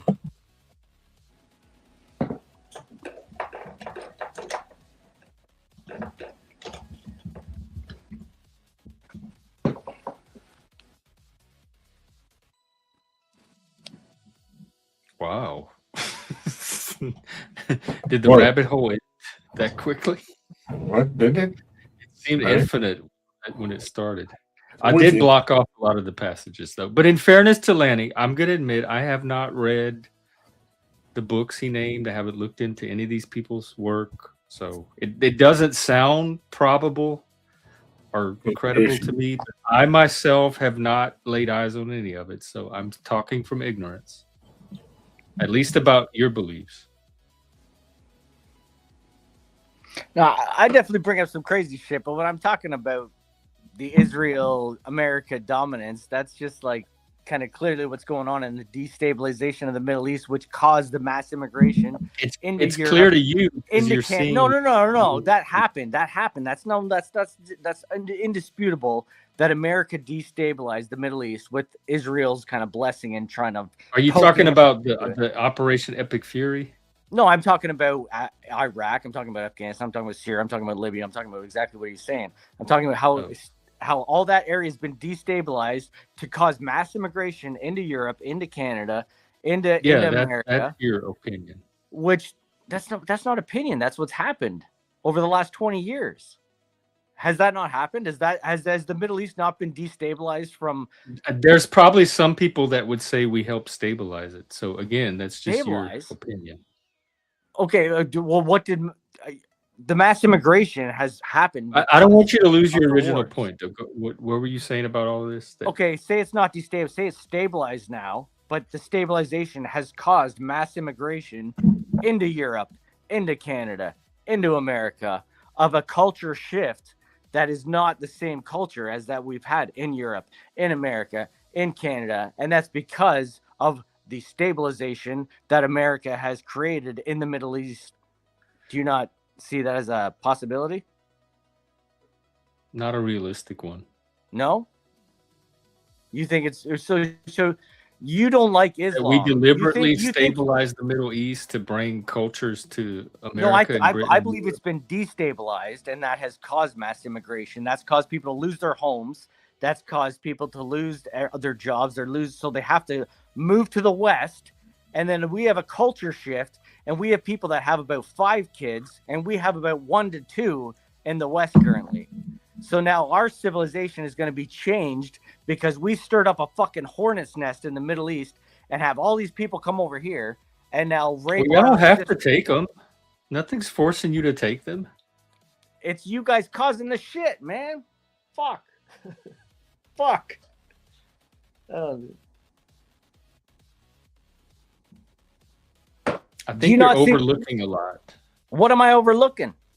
You're overlooking all of the incentives and reasons we would have for going over there in the first place. Yeah, you want their You're natural acting like resources. we just randomly decided one day, hey, let's go fuck with the Middle East. You think you're going into Iran to stop them from getting a nuclear weapon? You don't think you're going in there to steal their fucking oil? You think you're going there to stop their big nuclear weapon? That's what they're after? That's the stated goal. That is the official. Everybody that's come out has said that is the objective. They want nuclear power, just like any other country can have like a nuclear power. You're not doing it for nuclear. A nuclear bomb and nuclear power is not the same thing. Exactly. And they have always stated, Iran has always stated, we don't want a nuclear weapon. We're not trying to have a nuclear weapon. But apparently that's what you need to stop America from just randomly attacking you. Because North Korea, we don't want them to have it. So too bad. But they've always said they just want nuclear power of anyone, like any other country. It's not about nuclear power. It's not even nuclear weapons. It's other type of weapons too. Apparently, Donald Trump said last July they destroyed all their capabilities of nuclear power, of having a nuclear bomb. They destroyed it all by blowing up them last July. But now, you never know. They might get it again. They might get it now. It's clearly a lie. Well, they're trying to. They're attempting to. So we don't want it. We want to curb that progress. So Israel's allowed to have nuclear bombs, but they can't disclose it? After Jonathan Pollard stole the information from America. He was an American Navy soldier, Jonathan Pollard. And then all of a sudden, he stole that information, gave it to Israel. You just keep throwing out random stories. You're not really making a larger point other than you don't trust Israel, you don't trust the government, you don't trust Courtney Love. Israel has a nuclear program that they don't disclose to the world, but Iran apparently has to disclose everything and show everything that they have. But Israel has shown that it can be trusted way more than Iran. I'm done. Oh, you leaving? Yeah, definitely. Come on, African, get on here, man. Why you don't talk about? No. The whole thing is it's coming to a head. That's what it has to happen, man. That's how I see it, man. It's gonna have to. So Islam is going through a reformation that we're forcing, in that because of the proxies that Iran is doing, because of the Sunnis and Shiites and all that crap amongst it. Remember, this happened because of the Ottoman Empire collapse during World War One. At the Versailles Treaty, generally drew up the lines in the sand, and then again, the breakdown again was of how can I say, the Arab Spring, and we see it's condition of who's the next superpower, China, America. Yeah, well, definitely, yeah. America is like, dude, I don't, I'm not even going to speak of those things, but America's got some heavy things. They got some shit. And I'm disgusted by the fact that the Western Foundation has failed its duty to the world, to what we gave, what we are. Instead of this existential angst that people have in the world. This is my feeling. This is what I have to do. I don't have it. There's plenty of people that don't have it. Oh yeah, but Existential. bro, I mean, So some of that's a choice. yeah, I mean, but it's still. You don't yeah. have to be filled with existential angst. No, but it feels like that. There's a lot of people that are growing up with, they will never know what it is to own their own home, right? I probably wouldn't know that. There we go. So, yeah. So, geez. I do know that there's people feeling a lot of fear and negative emotion and confusion and. Well, yeah, of course. But they don't. I think it's because they're looking at things a certain way. Well, things are getting difficult, expensive, more dangerous. There is an influx. I have noticed things go up a little bit. Like the groceries are a little bit more expensive, but it's not like through the roof expensive. It's not expensive that would make me think the world's about to collapse. I don't think the world's about to collapse. I think the 4D chess is going to come out. America's going to come out on top of this. I do believe that they will take those rods away from Iran. That will be one of the deals. And again, like any other superpower, I say again, that Iran did the business, made these things. America, the power, will take them from it. Because they cannot be trusted getting into the wrong hands. I don't want them to have them either. About a reactor that 78% they reckon it's a bomb, so they're going to take it. Yeah, bang, man. Good, I think. At least they'll make some energy from it. Maybe more reactors, little ones, more ships. You guys got some big ass ships, man. Oof. You're just in the rape and pillage kind of faction, eh, Mr. Plastic African? You're just like, take their shit. Yeah, I mean, rape and pillage is what you're doing as well, though. We live in it, don't we? No. We're not. He's Canadian. You live in the whole factor anyway. Half your room, half the energy, the shit you're using now to talk to me is part of that foundation. It's all pillaged. We have more. Canada can be self-sufficient if it wanted to. Like Canada's got all that shit. Oh, yeah, okay. Yeah, bullshit. We do. We have natural gas. We have the most fresh water. We have natural gas, and we have the second most oil reserves in the world. So if we actually had the political will to do it, we have. I'm agreeing with you here. America stop and go, yeah, fuck you, world. Yeah, absolutely. Maybe that's it. Maybe that's the point. That the rest, they did it in World War One. Oh no, what the hell? World War Two. What the hell again? World War Three. Oh crap! No, I'm out. But you guys just see Iran as this boogeyman that's looking to attack America with this nuclear bomb. When America's the only one that's ever attacked. No. I don't think it's a boogeyman. I'm just aware of their history of actual terror. Iran's foundation is today is on revolution, right? So in a revolutionary state, they created a theocracy. You understand that? What they had before. And in this theocracy, they believe in their, interpretation of, the Quran, or the law of that crap. You go see how they deal with people because it's all this way. This is how it is. If you go look at Iran and the actual a good way of doing it, because you can't be free there in a country like that.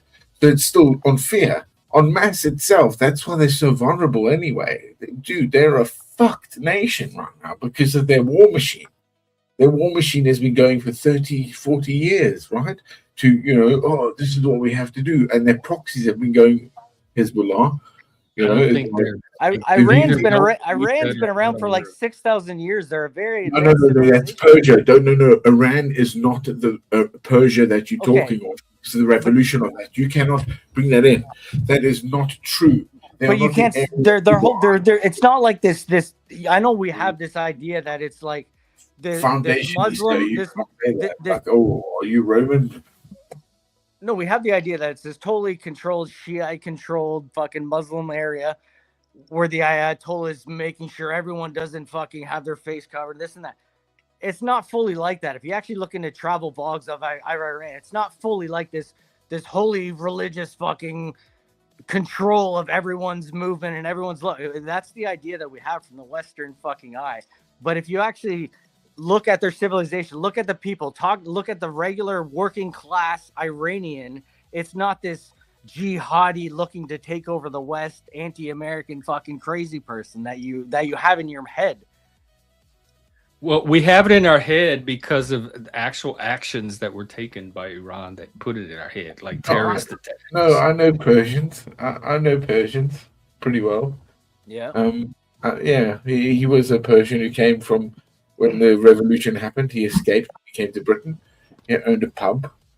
That's where I met him, in his pub. And he had all this weird liquor. It was crazy.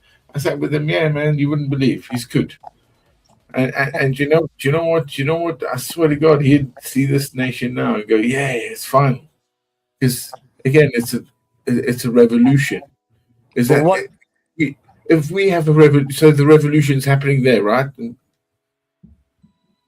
And we know that the whole reason that they have the religious fundamental revolution is because America destabilized them when they were a regular country in the 50s, in the 60s. That's why I'm asking if you think we deserve it. Like we deserve all the terrorism. No, it's when you guys keep poking your shit into people, all of a sudden there's going to be blowback from shit. Right. So does that justify what Iran's doing? What is Iran doing? America attacked Iran. Iran didn't attack anyone. Israel did first. Lebanon hostage crisis, the Iranian hostage crisis, Tyre headquarter bombings, the van filled with explosives in front of the U.S. Embassy in Beirut, the 1983 Beirut bombings, the 1983 Kuwait bombings, 1984 United States Embassy Annex bombing, the hijacking of Kuwait Airways Flight 221, the 1985 El Descanso bombing, the 1985 attempted assassination of Jabbar, the hijacking of TW Flight 847. I'm in the 80s, and I'm not even halfway through this list Did you yet. look into Do why? you think we deserved all of that? Are you saying you're on the side of Iran, that they're justified in doing all of this? You're not looking into why things happened. You're not looking into why things happen, why those hostage situations happen, why the students rose up. That's why I'm asking you if you think something happened that justifies them, that you're okay with them because of something we did. It sounds like you are. Like, yeah, go Iran, bomb the shit out of America because of something they did in when has Iran ever bombed America? Are you on? Iran has never bombed America. Iran has never bombed America. Whose side are you on? Show me the place that America is much closer to your values, I can promise you, from just watching you in your garage, than the Iranian regime would be. Yes, I love Americans. It baffles me that you would think they have the moral high ground. Well, but then I'm not watching the same propaganda you are either. Exactly, because you don't even know why they were like there was a whole reason why they were taken hostage, and the Iranian students that started rising. Yeah, I was there. I was alive during that. We wrote letters to the hostages in the 4th grade, and Jimmy Carter was president. And I believe it was the Canadians that kind of helped that situation.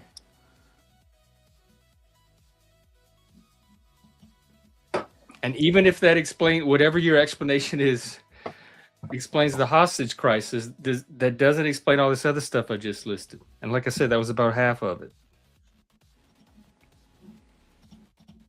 But we could start naming every single place that America bombed and what You know what I mean? Like they just saying like people fight back. You're like, oh well, that's a terrorist attack. But when Right. So if everybody's bombing everybody, why are you siding with Iran instead of us if we're all doing the same thing? Like, why is your it's loyalty not siding, to an it's not Islamic loyalty. There's no loyalty theocratic to Iran. regime over a Western democracy? I don't have a loyalty to Iran or to it. Oh, well, that's not obvious to me because it seems like you did. And No, that you were okay with all the stuff they did because of something we did in 1953. I'm showing where things start. That's Nah, what man, I'm with you, Jeff. I mean, literally, this stuff is like gold. So they've really done the legwork. So take it from them. It's like I say it's like what happened to Libya, right? Under Colonel Gaddafi. He had a I gold remember that, reserve too. you wouldn't believe. And guess what the British, the French, and the Americans did? Went into the country under the guise of liberation and took their gold. Between them, you wouldn't know, but hey, where's my cut? That's what I want. Where's my cut, guys? We need to form a union together and find out where our cut of gold is. You know, you guys, Libya was destabilized. Where now there's open slave trades. Gaddafi was trying to free. Yeah. Of course. Yeah, Gaddafi was actually good for his people. Yeah, of course. Yeah, I can understand that. Yeah, I'm not denying it. I'm not saying we keep it together. We force things that we don't understand, but we took what we had out of it. Their gold. Same thing goes now. We're taking their, plutonium. That's what we're doing, boys. Let's go get some plutonium, Iranian style. Not Lost for some reason thinks the U.S. Iran is more peaceful than the U.S. I would say, yeah. I would say you could walk on the streets more peacefully than you could walk in the south side of Chicago. I'm talking about globally. I just listed off all the terrorism they did. That doesn't sound like peace to me. I could list off a lot of American terrorism too. God damn it.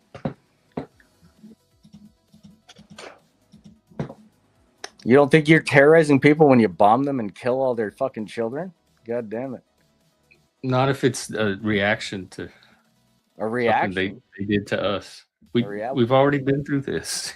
That's what I'm saying. You're downplaying all of the reasons we would have to attack these countries in the first place. And you're making the attack seem less innocent than they actually are.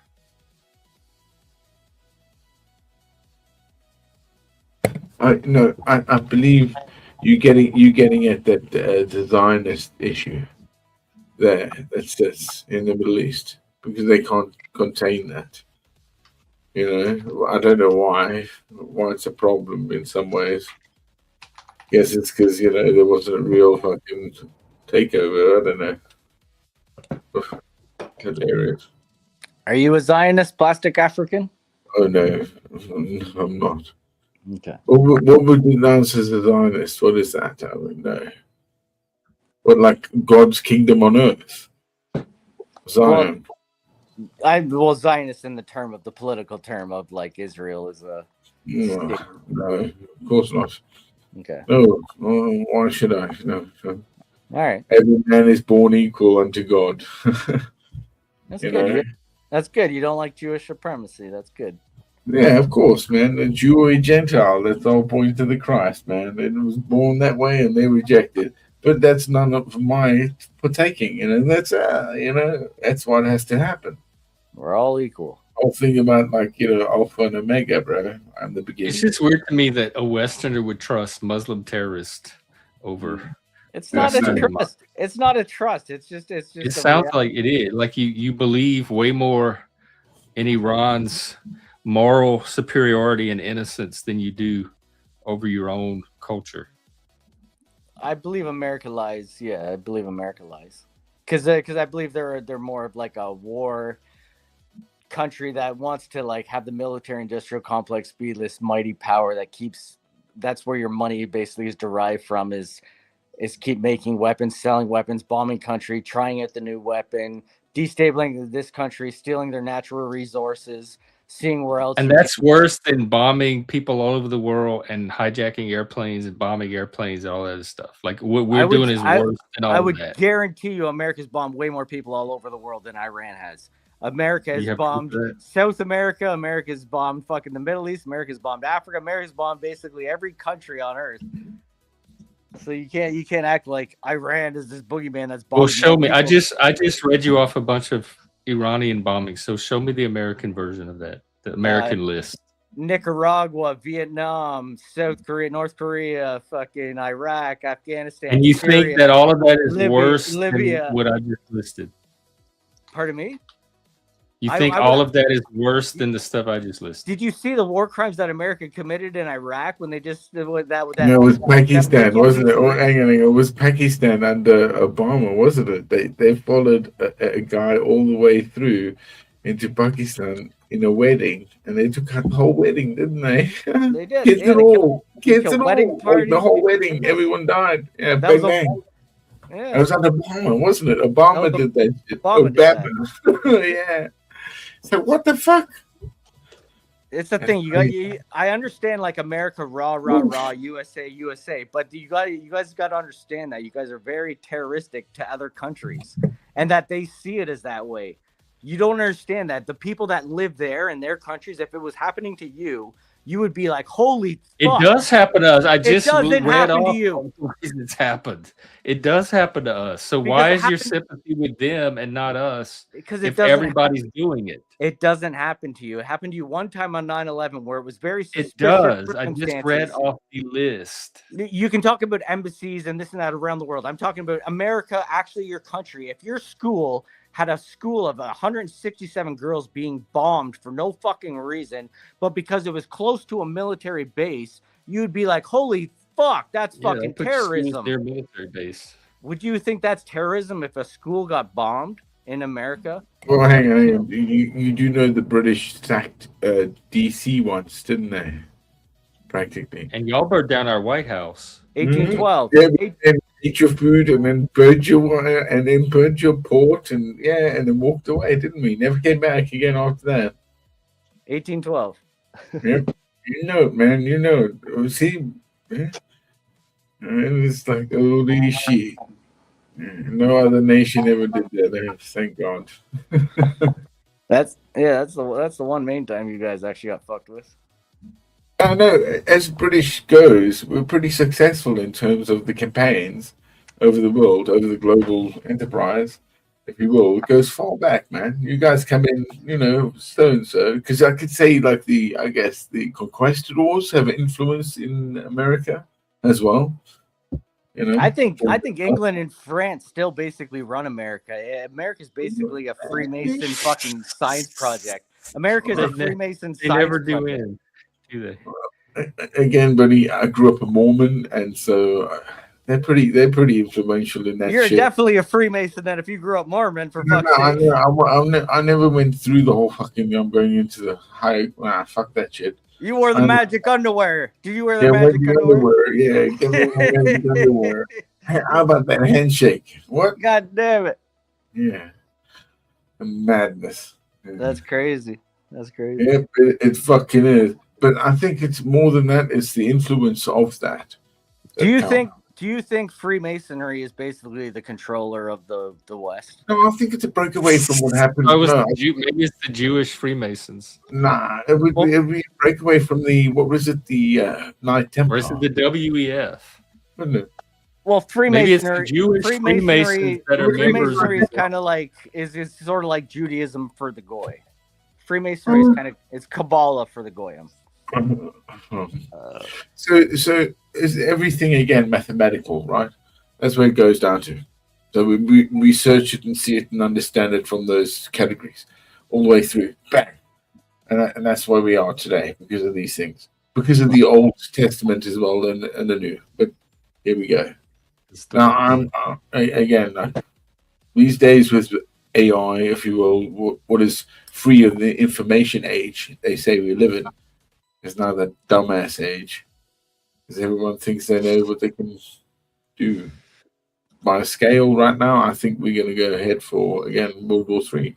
I think that's what's happening. To clear the air with the debt. It's going to happen. Trump's already pulled his cards. I mean, China, I think it's paper fucking dragon. and Russia is pretty spent. It wants to just chill, I think. So who's going to fight this World War III if all these other I countries? mean, I don't get it. I don't know. It's going to be forced probably with We Russia. seem like the only one fit for the battlefield. No, they're trying. I mean, America said like by the end of the year they have to do a conscription, right? Something like that. By December, they're going to look at this. I doubt it. I will be very surprised if anything Well, like look, that happens. take a look at it. It's an announcement. I saw it. I was like, oh, yeah, hang on. That's for real? Did you see it on an official source? Uh, Social media check it out. post. Are they going to conscript something like that? Take a look.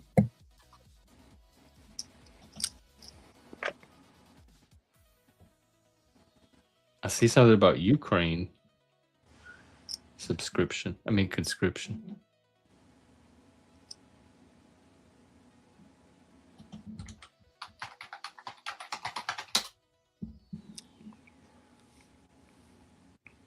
Africa Bombada died. Yeah, no, I'm not seeing anything about this announcement.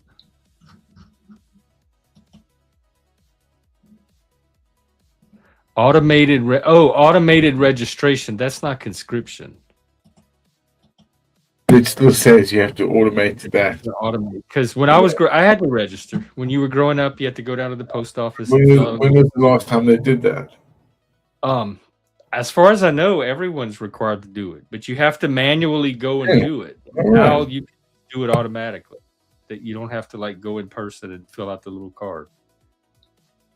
But as far as I'm concerned, they never did suspend it. Everybody after me has had to do it. Like it was by a certain age, like by the time you were 16 or 18 or something like that, you had to have filled out this card that registered you for the draft. I filled it out, then I forgot it. Didn't worry about it after that. I was never worried that I would actually be drafted. Plus, I had the gate card back then. Now it's going to be automatic, 18 to 25. They're starting 2026. Right, which it's already required, so it doesn't matter if it's automatic because they have to do it anyway. This just ensures that they get registered. They're just letting y'all know you guys are going to war. Y'all are going.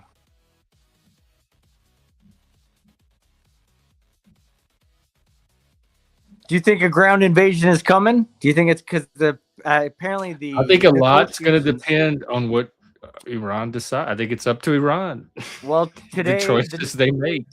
The negotiations happened today with JD Vance in Pakistan. They did, and they didn't reach a deal. They didn't reach a deal. Apparently, they're going to do another round tomorrow. And yet, America's been moving in. And yet, America's moving in with 50,000 troops right now. So apparently, they're just going to try and take that fucking island. Probably they should do. Yeah, they could do. They said they need to actually have a landing zone in that. It's very true. Yeah, they said it straight. If you don't, sounds like good strategy. Yeah, they're gonna get those rods, man. They're gonna go in there, bro.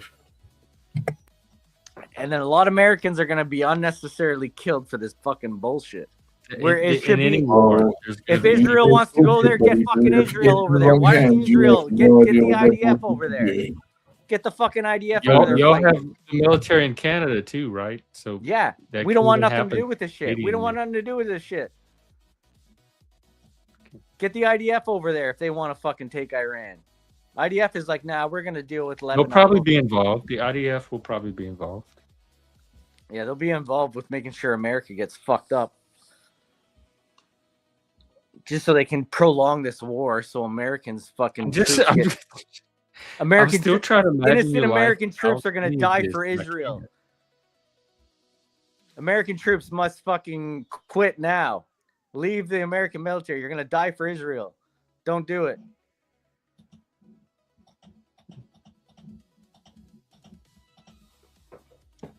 You're trying to die for greater Israel. I support our troops. Yeah, a bunch of 18-year-old kids that were hustled by recruiters to be like, you'll get some free college.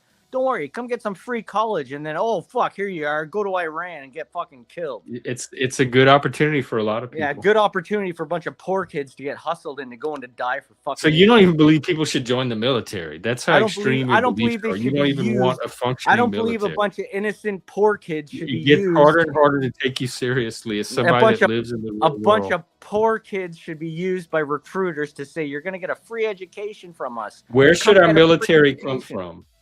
Come get a free education from us while we go send you over to die That for sounds Israel. like a good thing to get, a free Yeah, education. except it's a hustle so you can go die for Israel. It's all a lie. It's all a bunch of fucking bullshit. But where do you think our military should come from then? Or do you not want us to have a military It at should all? it should come from a just actual position of defending your country, not going into other countries and destabilizing fucking the Middle East for Israel. It should Either be, way, it should we be need a defend your own military. border. It should Either be one of stopping those people. things requires the It should be military. stopping so where the should we southern get it border. from? It should be stopping people from entering your southern border. That's what your military should be used for. Well, you have Stand some at the strong fucking- opinions about how a Stand country at you your don't own even live in border should run and itself. stop the foreigners from coming You're very in. passionate about America for a Canadian. Yeah, no. You just said what should the military be used for? I said it should be used for your country. No, I said where should it come from? I didn't say what should be used for. And you said defense. So Yeah. even if we need it for defense, we still need a military. So where should we get the military defend from, your if not country. from Don't next defend generation? Israel's. Don't go defend Israel's fucking boogeyman. You're not answering the question. You're just not. The military should come from volunteers, not fucking recruiters that gotta fucking pretend that these kids are gonna get a free education out of them. It's Well, hustling. It's going into poor neighborhoods. and It going, does come from volunteers. Nobody's forced into the military. No, they're promised a false fucking narrative. 90%. No, they actually get the education. And then they're sent over to go get their arm blown off, their leg blown off, and then get a bunch of PTSD for these fucking bullshit wars. But even volunteers, that would happen to. So, I don't. It sounds like you It don't would. want us to have the military at all, or you don't want us to send them overseas. That's Is it so- okay to get their I don't arm want and you leg to. blown I don't off want if you they're to use a defending bunch. I don't want an you to attack use a on bunch America? of 18. I don't want you to use a bunch of 18 to 25-year-olds to go fight these fucking bullshit war. Yeah, I don't That's want you the to prime. use That's what all the other countries are going to A be bunch- using. That's a bunch of prime kids- fighting. And you want us to use old people? I want you to use people that are actually like of sound mind to not be used to pretend like they're getting a free We'll education. be using robots probably in the future anyway. Exactly, which is more retarded. So it's just like, Like, yeah, why should we do our military any differently than the people we're fighting? They're going to be using all of their strong young men. they're not fighting you. You're going to fight them. That's what you got to understand. You're the aggressor. You are the aggressor. That's what you're not getting through your head. You're the aggressive one. No, because I'm educated and I'm aware of what we're fighting against. I would not call us the aggressor in those situations. No. American dominance and fucking military spending. It sounds like you just don't like it. You prefer countries that are less civilized than America to America. America is not civilized. We're more civilized than terrorist countries. You're a terrorist country.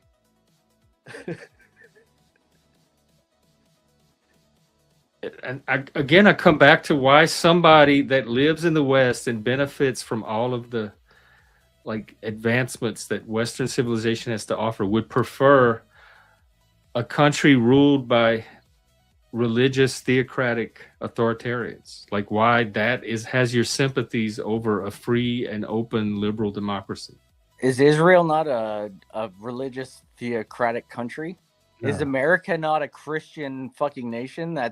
They're a raw Christian We have nation. no state religion. There's no established. In fact, we have a whole amendment against it. So In yeah, fact- the answer to those questions is no, especially if you're comparing it to Iran, which is where your sympathies lie. That makes it even more mysterious. The only because Iran reason- clearly is. The only reason they're a religious theocratic fucking state is because America destabilized it and made it No, so it was that way.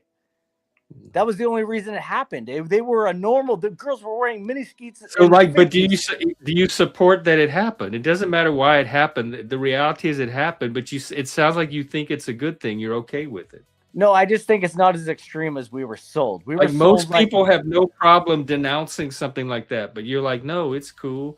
They can be theocratic fascists because look at America, what America did. So it's perfectly fine. Like your values don't seem to be bothered by that. And most people in the West are like, no, our Western values are we clearly prefer that to what they have going on in that country. And you're like, no, what they have going on is not that bad compared to what you guys are doing. That's just weird to me. No, it's not lost.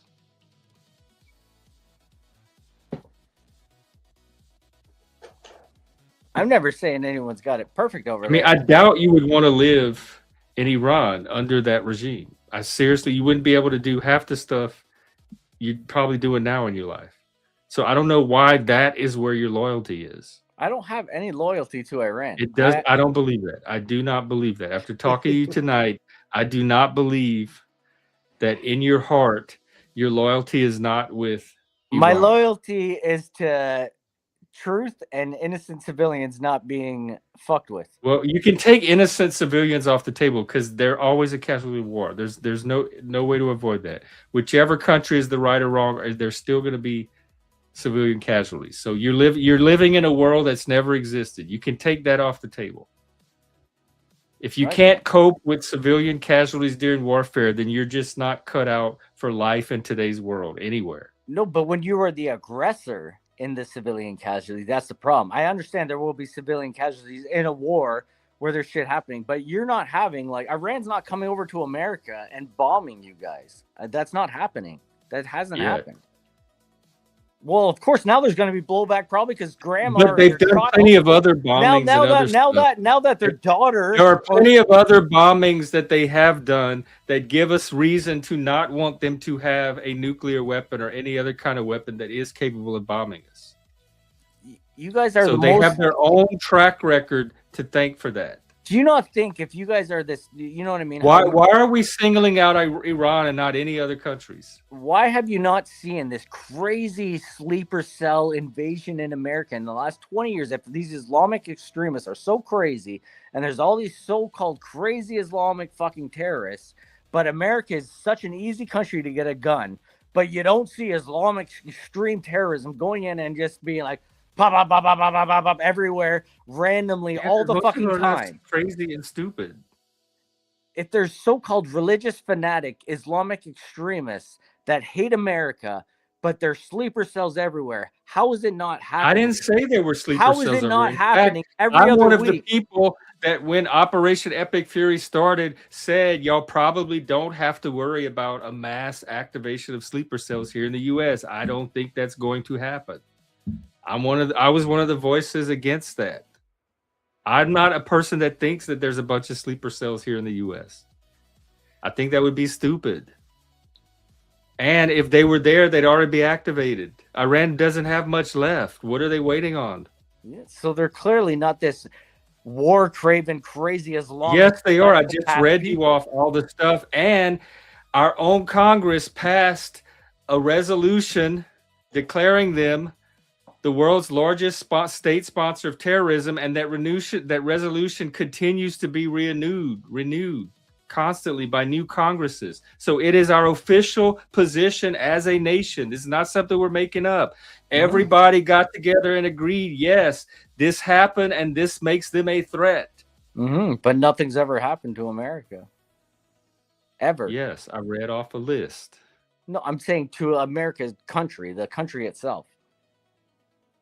So you need them to come to America with some planes or something and shoot and bomb America for them to be considered a threat. They can't be considered a threat by attacking America through proxies across the world. It has to be an attack on our soil. That's the only thing you will accept as a threat to America.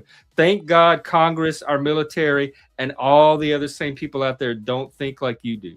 I would assume there would be the odd psycho individual soldier that could easily come to America because it's such an easy place to get into through the southern border and just grab a fucking AK-47 and go into a school, go into a church, go into a fucking festival, go into a concert, go into a circus, But yet that hasn't happened in 20 years of these crazy We have Islamic plenty terrorists, of these crazy domestic Islamic terrorism. jihadis that are after So that's your American evidence that civilization. there's not a threat because a lone crazy gunman hasn't shot up a school. Therefore, we have nothing to worry about from Iran. No, it's that We you did have all this this other paranoia. shit, It's but that a you have lone this gunman didn't come shoot paranoia. up a school. So that other shit you No, shouldn't have to worry about. it's that you have this I don't paranoia that understand your thinking. That's what it's I'm trying no, to it's that you have this understand paranoia how that the you Muslims think. are coming. You have a paranoia. The Muslims are coming. The Muslims are coming. But the No, only my reason Muslims paranoia are is coming, the not only the Muslims reason, are coming. the My only paranoia is the reason, Muslims have already came for the the last 50 only reason decades. the They've been Muslims are coming are decades because they've you're been bombing coming. Muslim We countries. have evidence of it.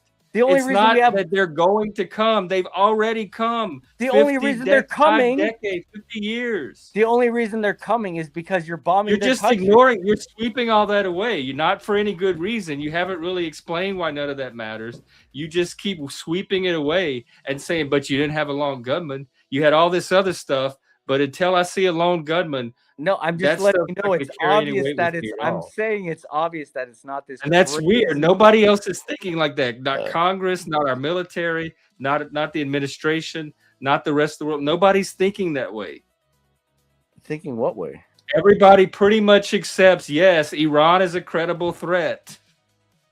They have a history that supports that.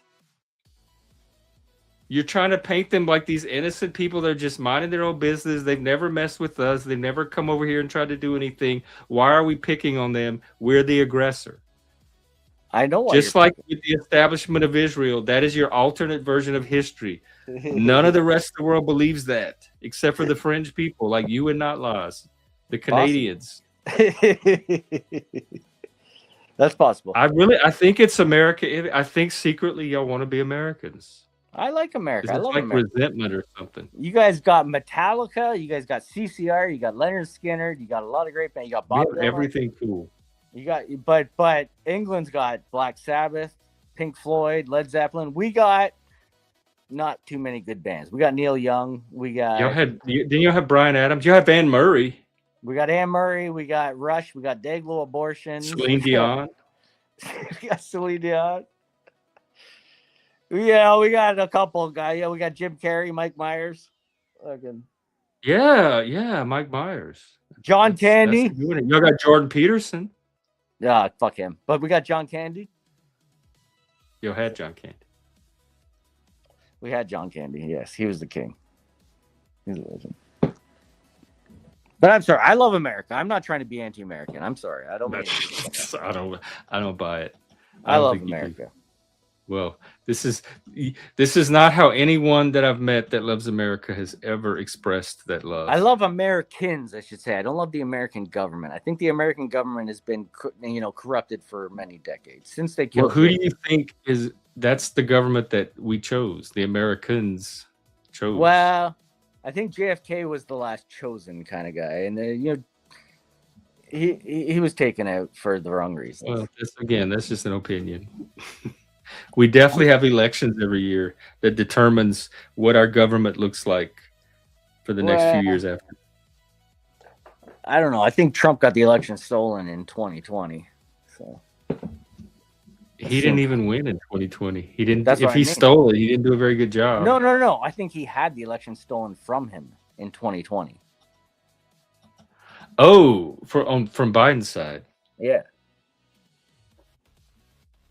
Okay. Well, so I don't think it's all fair because it was clearly mail-in ballot weirdness and the dumping of ballots in certain states.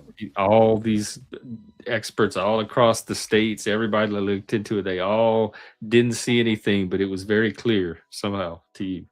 Well, some people saw stuff, and some people said no, it didn't happen. So I mean, there were trials. Almost everyone said no, it didn't happen. Well. Your president thinks it happened. And then, see, we're back at the pattern again where the majority is pretty certain about one version of reality, but you're convinced about a completely different version of reality. You're commander-in-chief. Donald Trump says he thinks the election was stolen. You don't believe your commander in chief? No, I don't believe everything. I believe very Right. little that comes out of Trump's mouth. I don't even pay No. attention to what comes out of Trump's mouth. Right. Yeah, I So don't that's believe definitely not a source of authority for me. I'm just saying, like, he's the commander in chief, and he thought it was stolen. So I'm not the only one. He's also Trump. That's true. I don't. He's very Israeli. I agree. He's like Jared Kushner is his son-in-law, and that's a very. Well, let me test you even further. The Earth, flat or round? It's very round. Okay, so at least you're aligned with that common narrative.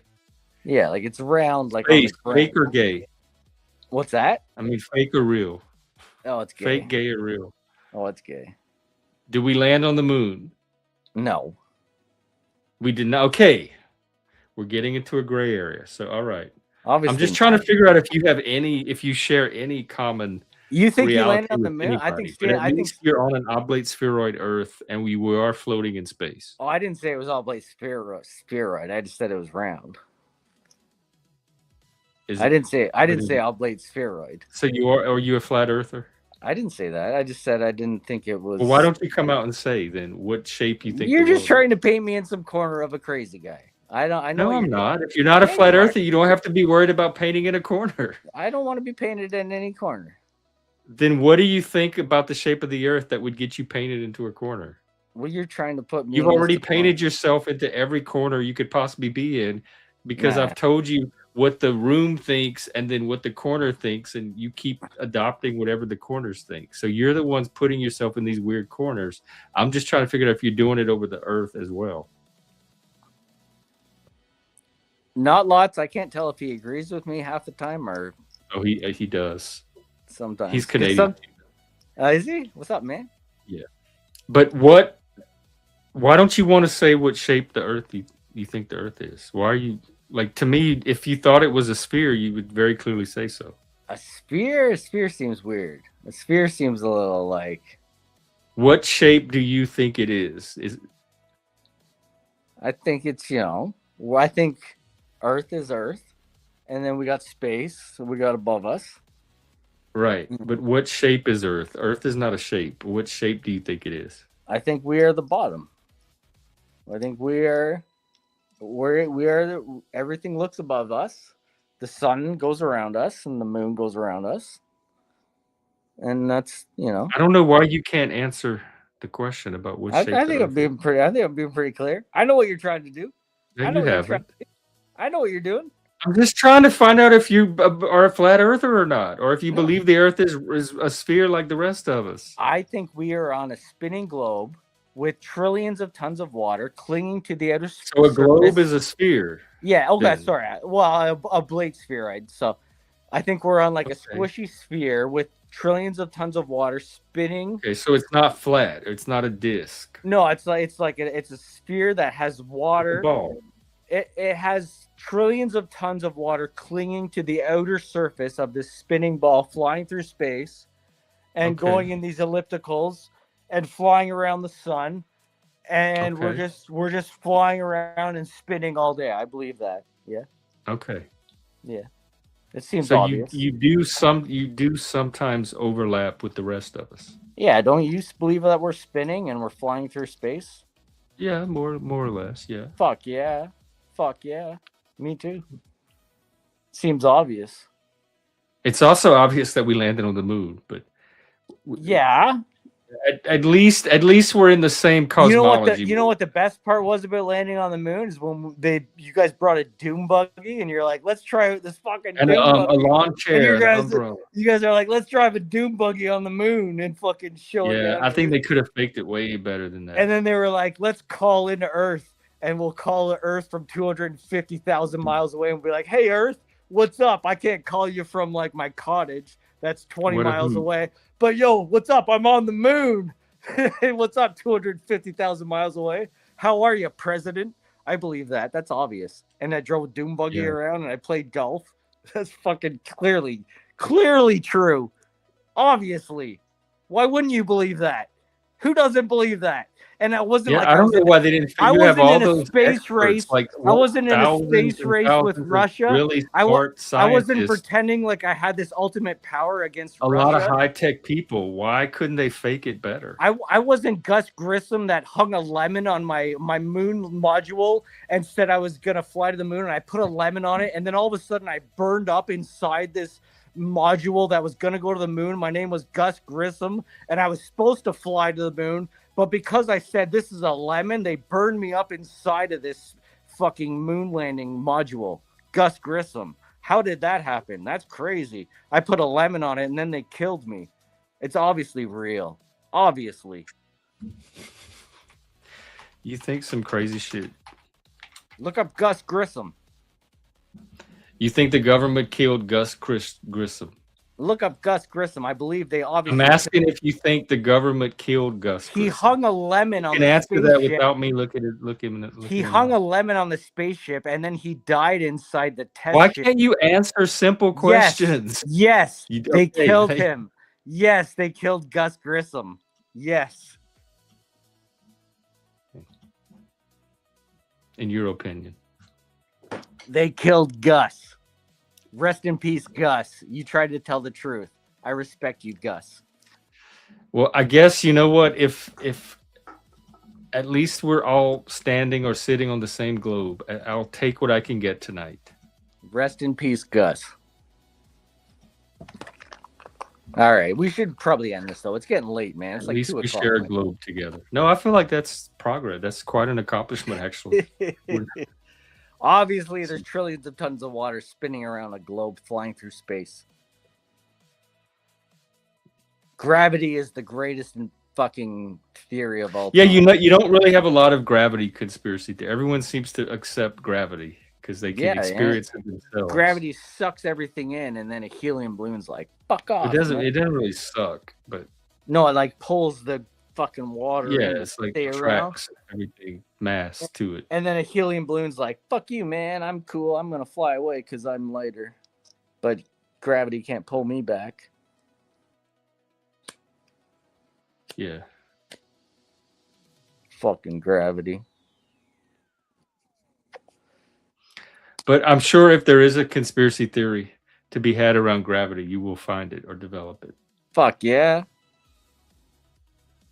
The goddamn guy knew it was real as soon as an apple fell on his head. He's like, there probably is gravity. This thing fell. It was heavy. It was heavier than air, and it fell on my head. That's fucking gravity. Remarkable new theory says there's no gravity and no dark matter. Oh, that's crazy, man.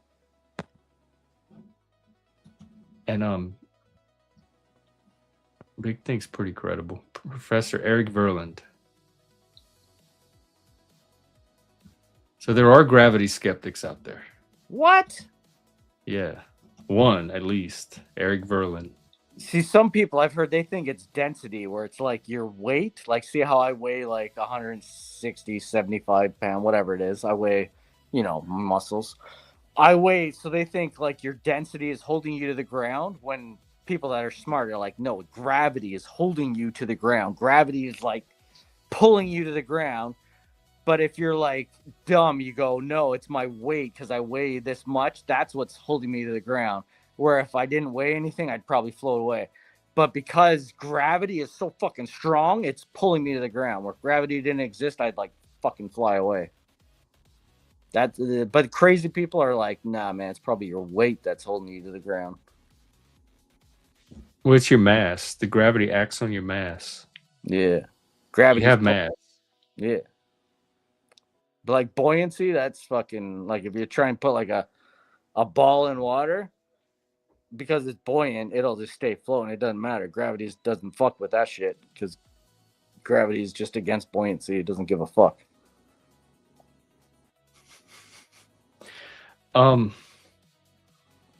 Is it a thing against smart people in general? Smart people are the best, man. I love fucking Harvard. I was gonna say you seem fairly smart. I wouldn't think you had a beef against smart people. Nah, because you seem smart yourself. But I'm wondering what your science education was. Like, did y'all have it? Do they teach it in Canada? Did you have it in schools? We did a couple of the elements, but I maybe got to like 3 of them, and then I was like, there's too many. Too many. I didn't like the periodic table that much. Oh. Did you learn other stuff like physics and physics? No, chemistry, physics. It was biology? like physics were like you put water in a bucket and you fling it around, and you see obviously clearly the water stays in it because you're flowing it around. But then I was like, put the water on the outside of the bucket and do it, and see if it flings around, and with the water, and it's like I don't know how it didn't stay there, but they said it would because of the force of gravity and stuff. But I don't know.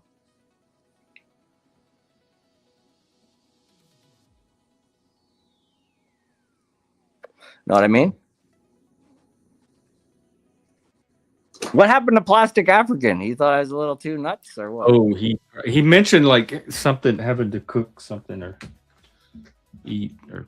It's got to be like, 7 a.m. his time. Oh yeah, it might be. He's in the UK. Maybe he was making breakfast. Yeah, shit. God damn.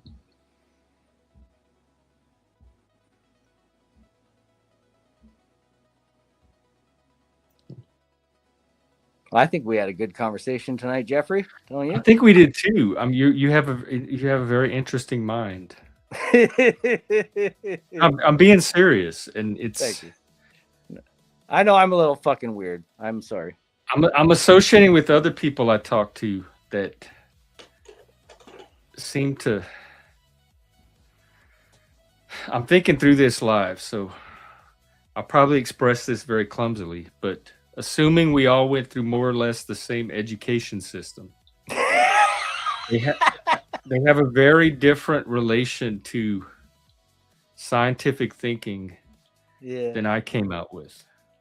I got to tell you this. And maybe thinking in general. I got hit in the head really hard when I was a kid. I went tobogganing because I'm in Canada, and I went straight into a rock, and it hit me right here, and I got a scar right around my eyebrow. So How old were you? I was like 8, 9, 10, one of those ages. That's like school age. Did you do Grade well 4. in school? I got through. I passed. Oh. But I'm saying that may be why I'm a little off. I could be a little off because I got some head trauma. Because of the rock. It could have been the rock. Could have been the rock. So you could be right about everything, and I could be wrong about everything. I agree. That's a possibility. I mean, normally I would consider that kind of stubbornness a flaw, that it's not serving you. But I actually kind of admire you. You hold your own reality in the face of everything. I'm being completely serious. No, I know. Because I definitely do hold my guns on my stupid thoughts. I definitely do. Yeah, I kind of admire that kind of openness about it. I appreciate that because I know it is a little ridiculous. I understand that. I totally understand that. To anyone that's never heard this shit, it sounds retarded. I 100% understand that.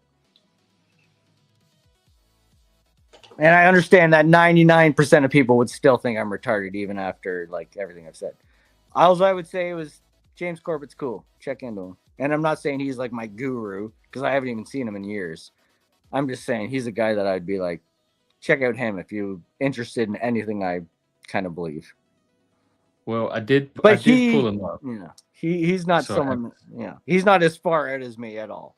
He's like really kind of mainstream, but just looks at the other side, looks at the truth, I guess I'd say. I mean, if he's the guy that said Israel is responsible for it, that is pretty far out there as far as I'm concerned. He definitely pointed some fingers towards Israel with 9/11. But he's not the only one. That's like a very mainstream conspiracy theory. That's very, very mainstream. I'm not like some far out guy with that. That's like been going on for decades. You're right about I do feel like the conspiracies could be way out there than what you've given us. So I don't think you're the most extreme example. Which again is a credit to you. Thank you. You do have a limit to your credulity and your rabbit holes. Kind of. Yeah.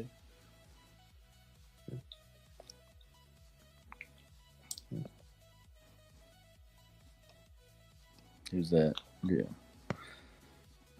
All right, we'll shut her down now. I'm like 2:00 here. You do your thing. I better go because I'm like 2:00 my time. All right. Well, I am glad you came up, and I'm for real. Yeah, I'll come back and bug you again sometime soon. Thanks, man. I mostly enjoyed the conversation, but more than that, I think I got a lot out of it. All right. I'm sorry if I'm a little weird, and I appreciate you having me. Oh, dude, do not apologize for being weird here, for sure. Well, thanks for listening to me and letting me rant a little and being, most people will block me by now, so I appreciate it. Oh, no. I hope you come back and do it again. Thanks, brother. All right, man. Peace. All right. Take care. Yeah, no, I'm serious. That I did.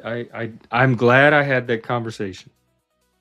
Because one thing, everyone knows I struggle with conspiracy people thinking.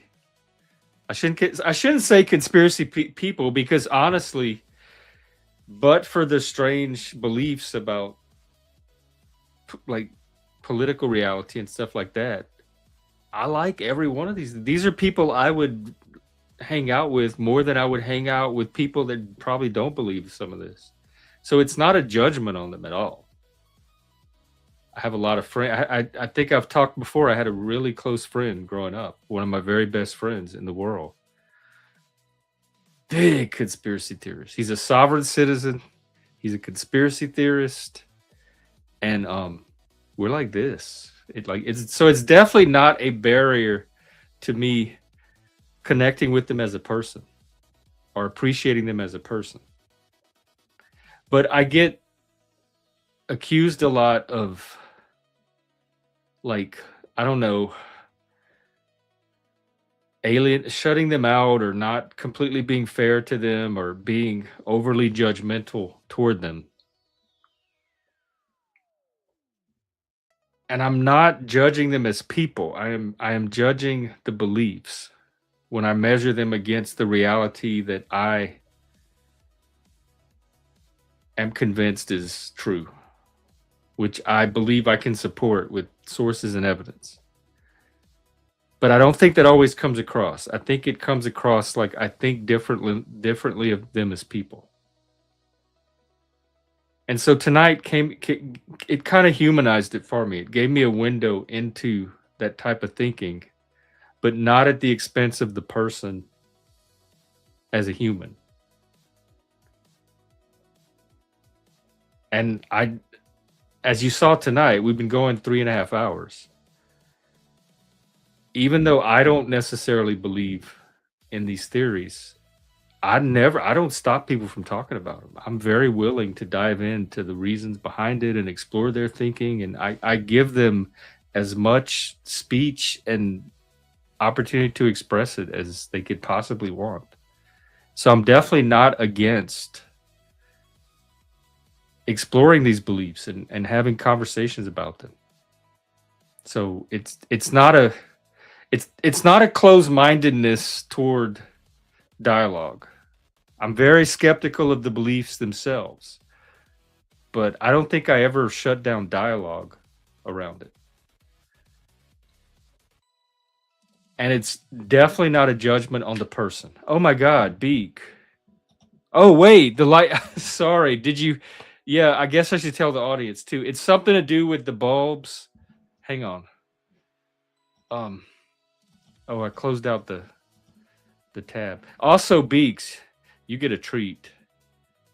Thank you so much. It's been a while since I've seen one of those. It really threw me off. Here you go.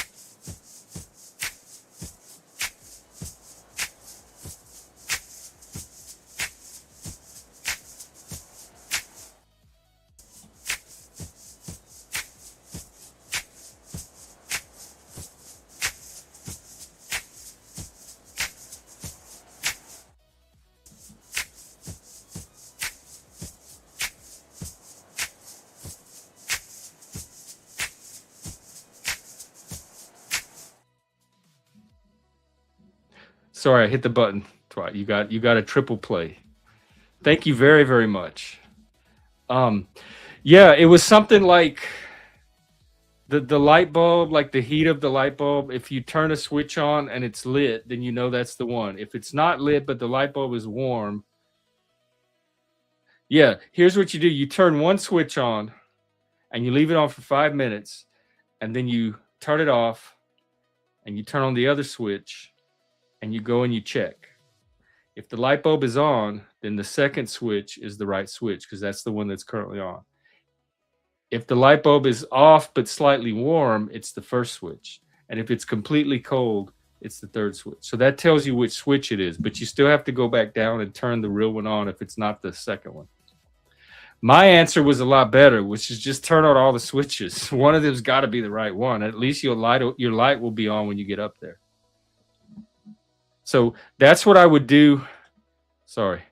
In real life, in person, if I needed to have a light on in the attic and I only had the strength to make one trip, I would just turn all the switches on and at least I know the light will be on. But this person wanted to know which switch maps to the light. That's a slightly different question. And so that's how you would answer that question in one trip. So there you go. We got science, we have brain teaser, lateral thinking puzzles, and we have an exploration into a very fascinating way of thinking and looking at the world with a pretty cool person. I like Lanny. I do. I don't want him to come away thinking that I look down on him or think negatively about him. And I think that's what a lot of conspiracy people think about me. And I don't know how to communicate that it's not a reflection on them as a person. It's just my response to this way of thinking that is so different from the way I think. And that's all I got to say.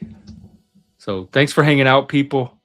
Probably won't be out tomorrow, but I'll be out Monday.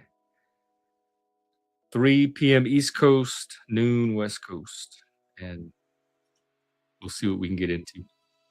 There's a topic that you're interested in, post it in the comments or let me know on Discord. Otherwise, I'll talk about whatever's on my mind that day. All right. Take care. That's it for us. Have a good rest of the night.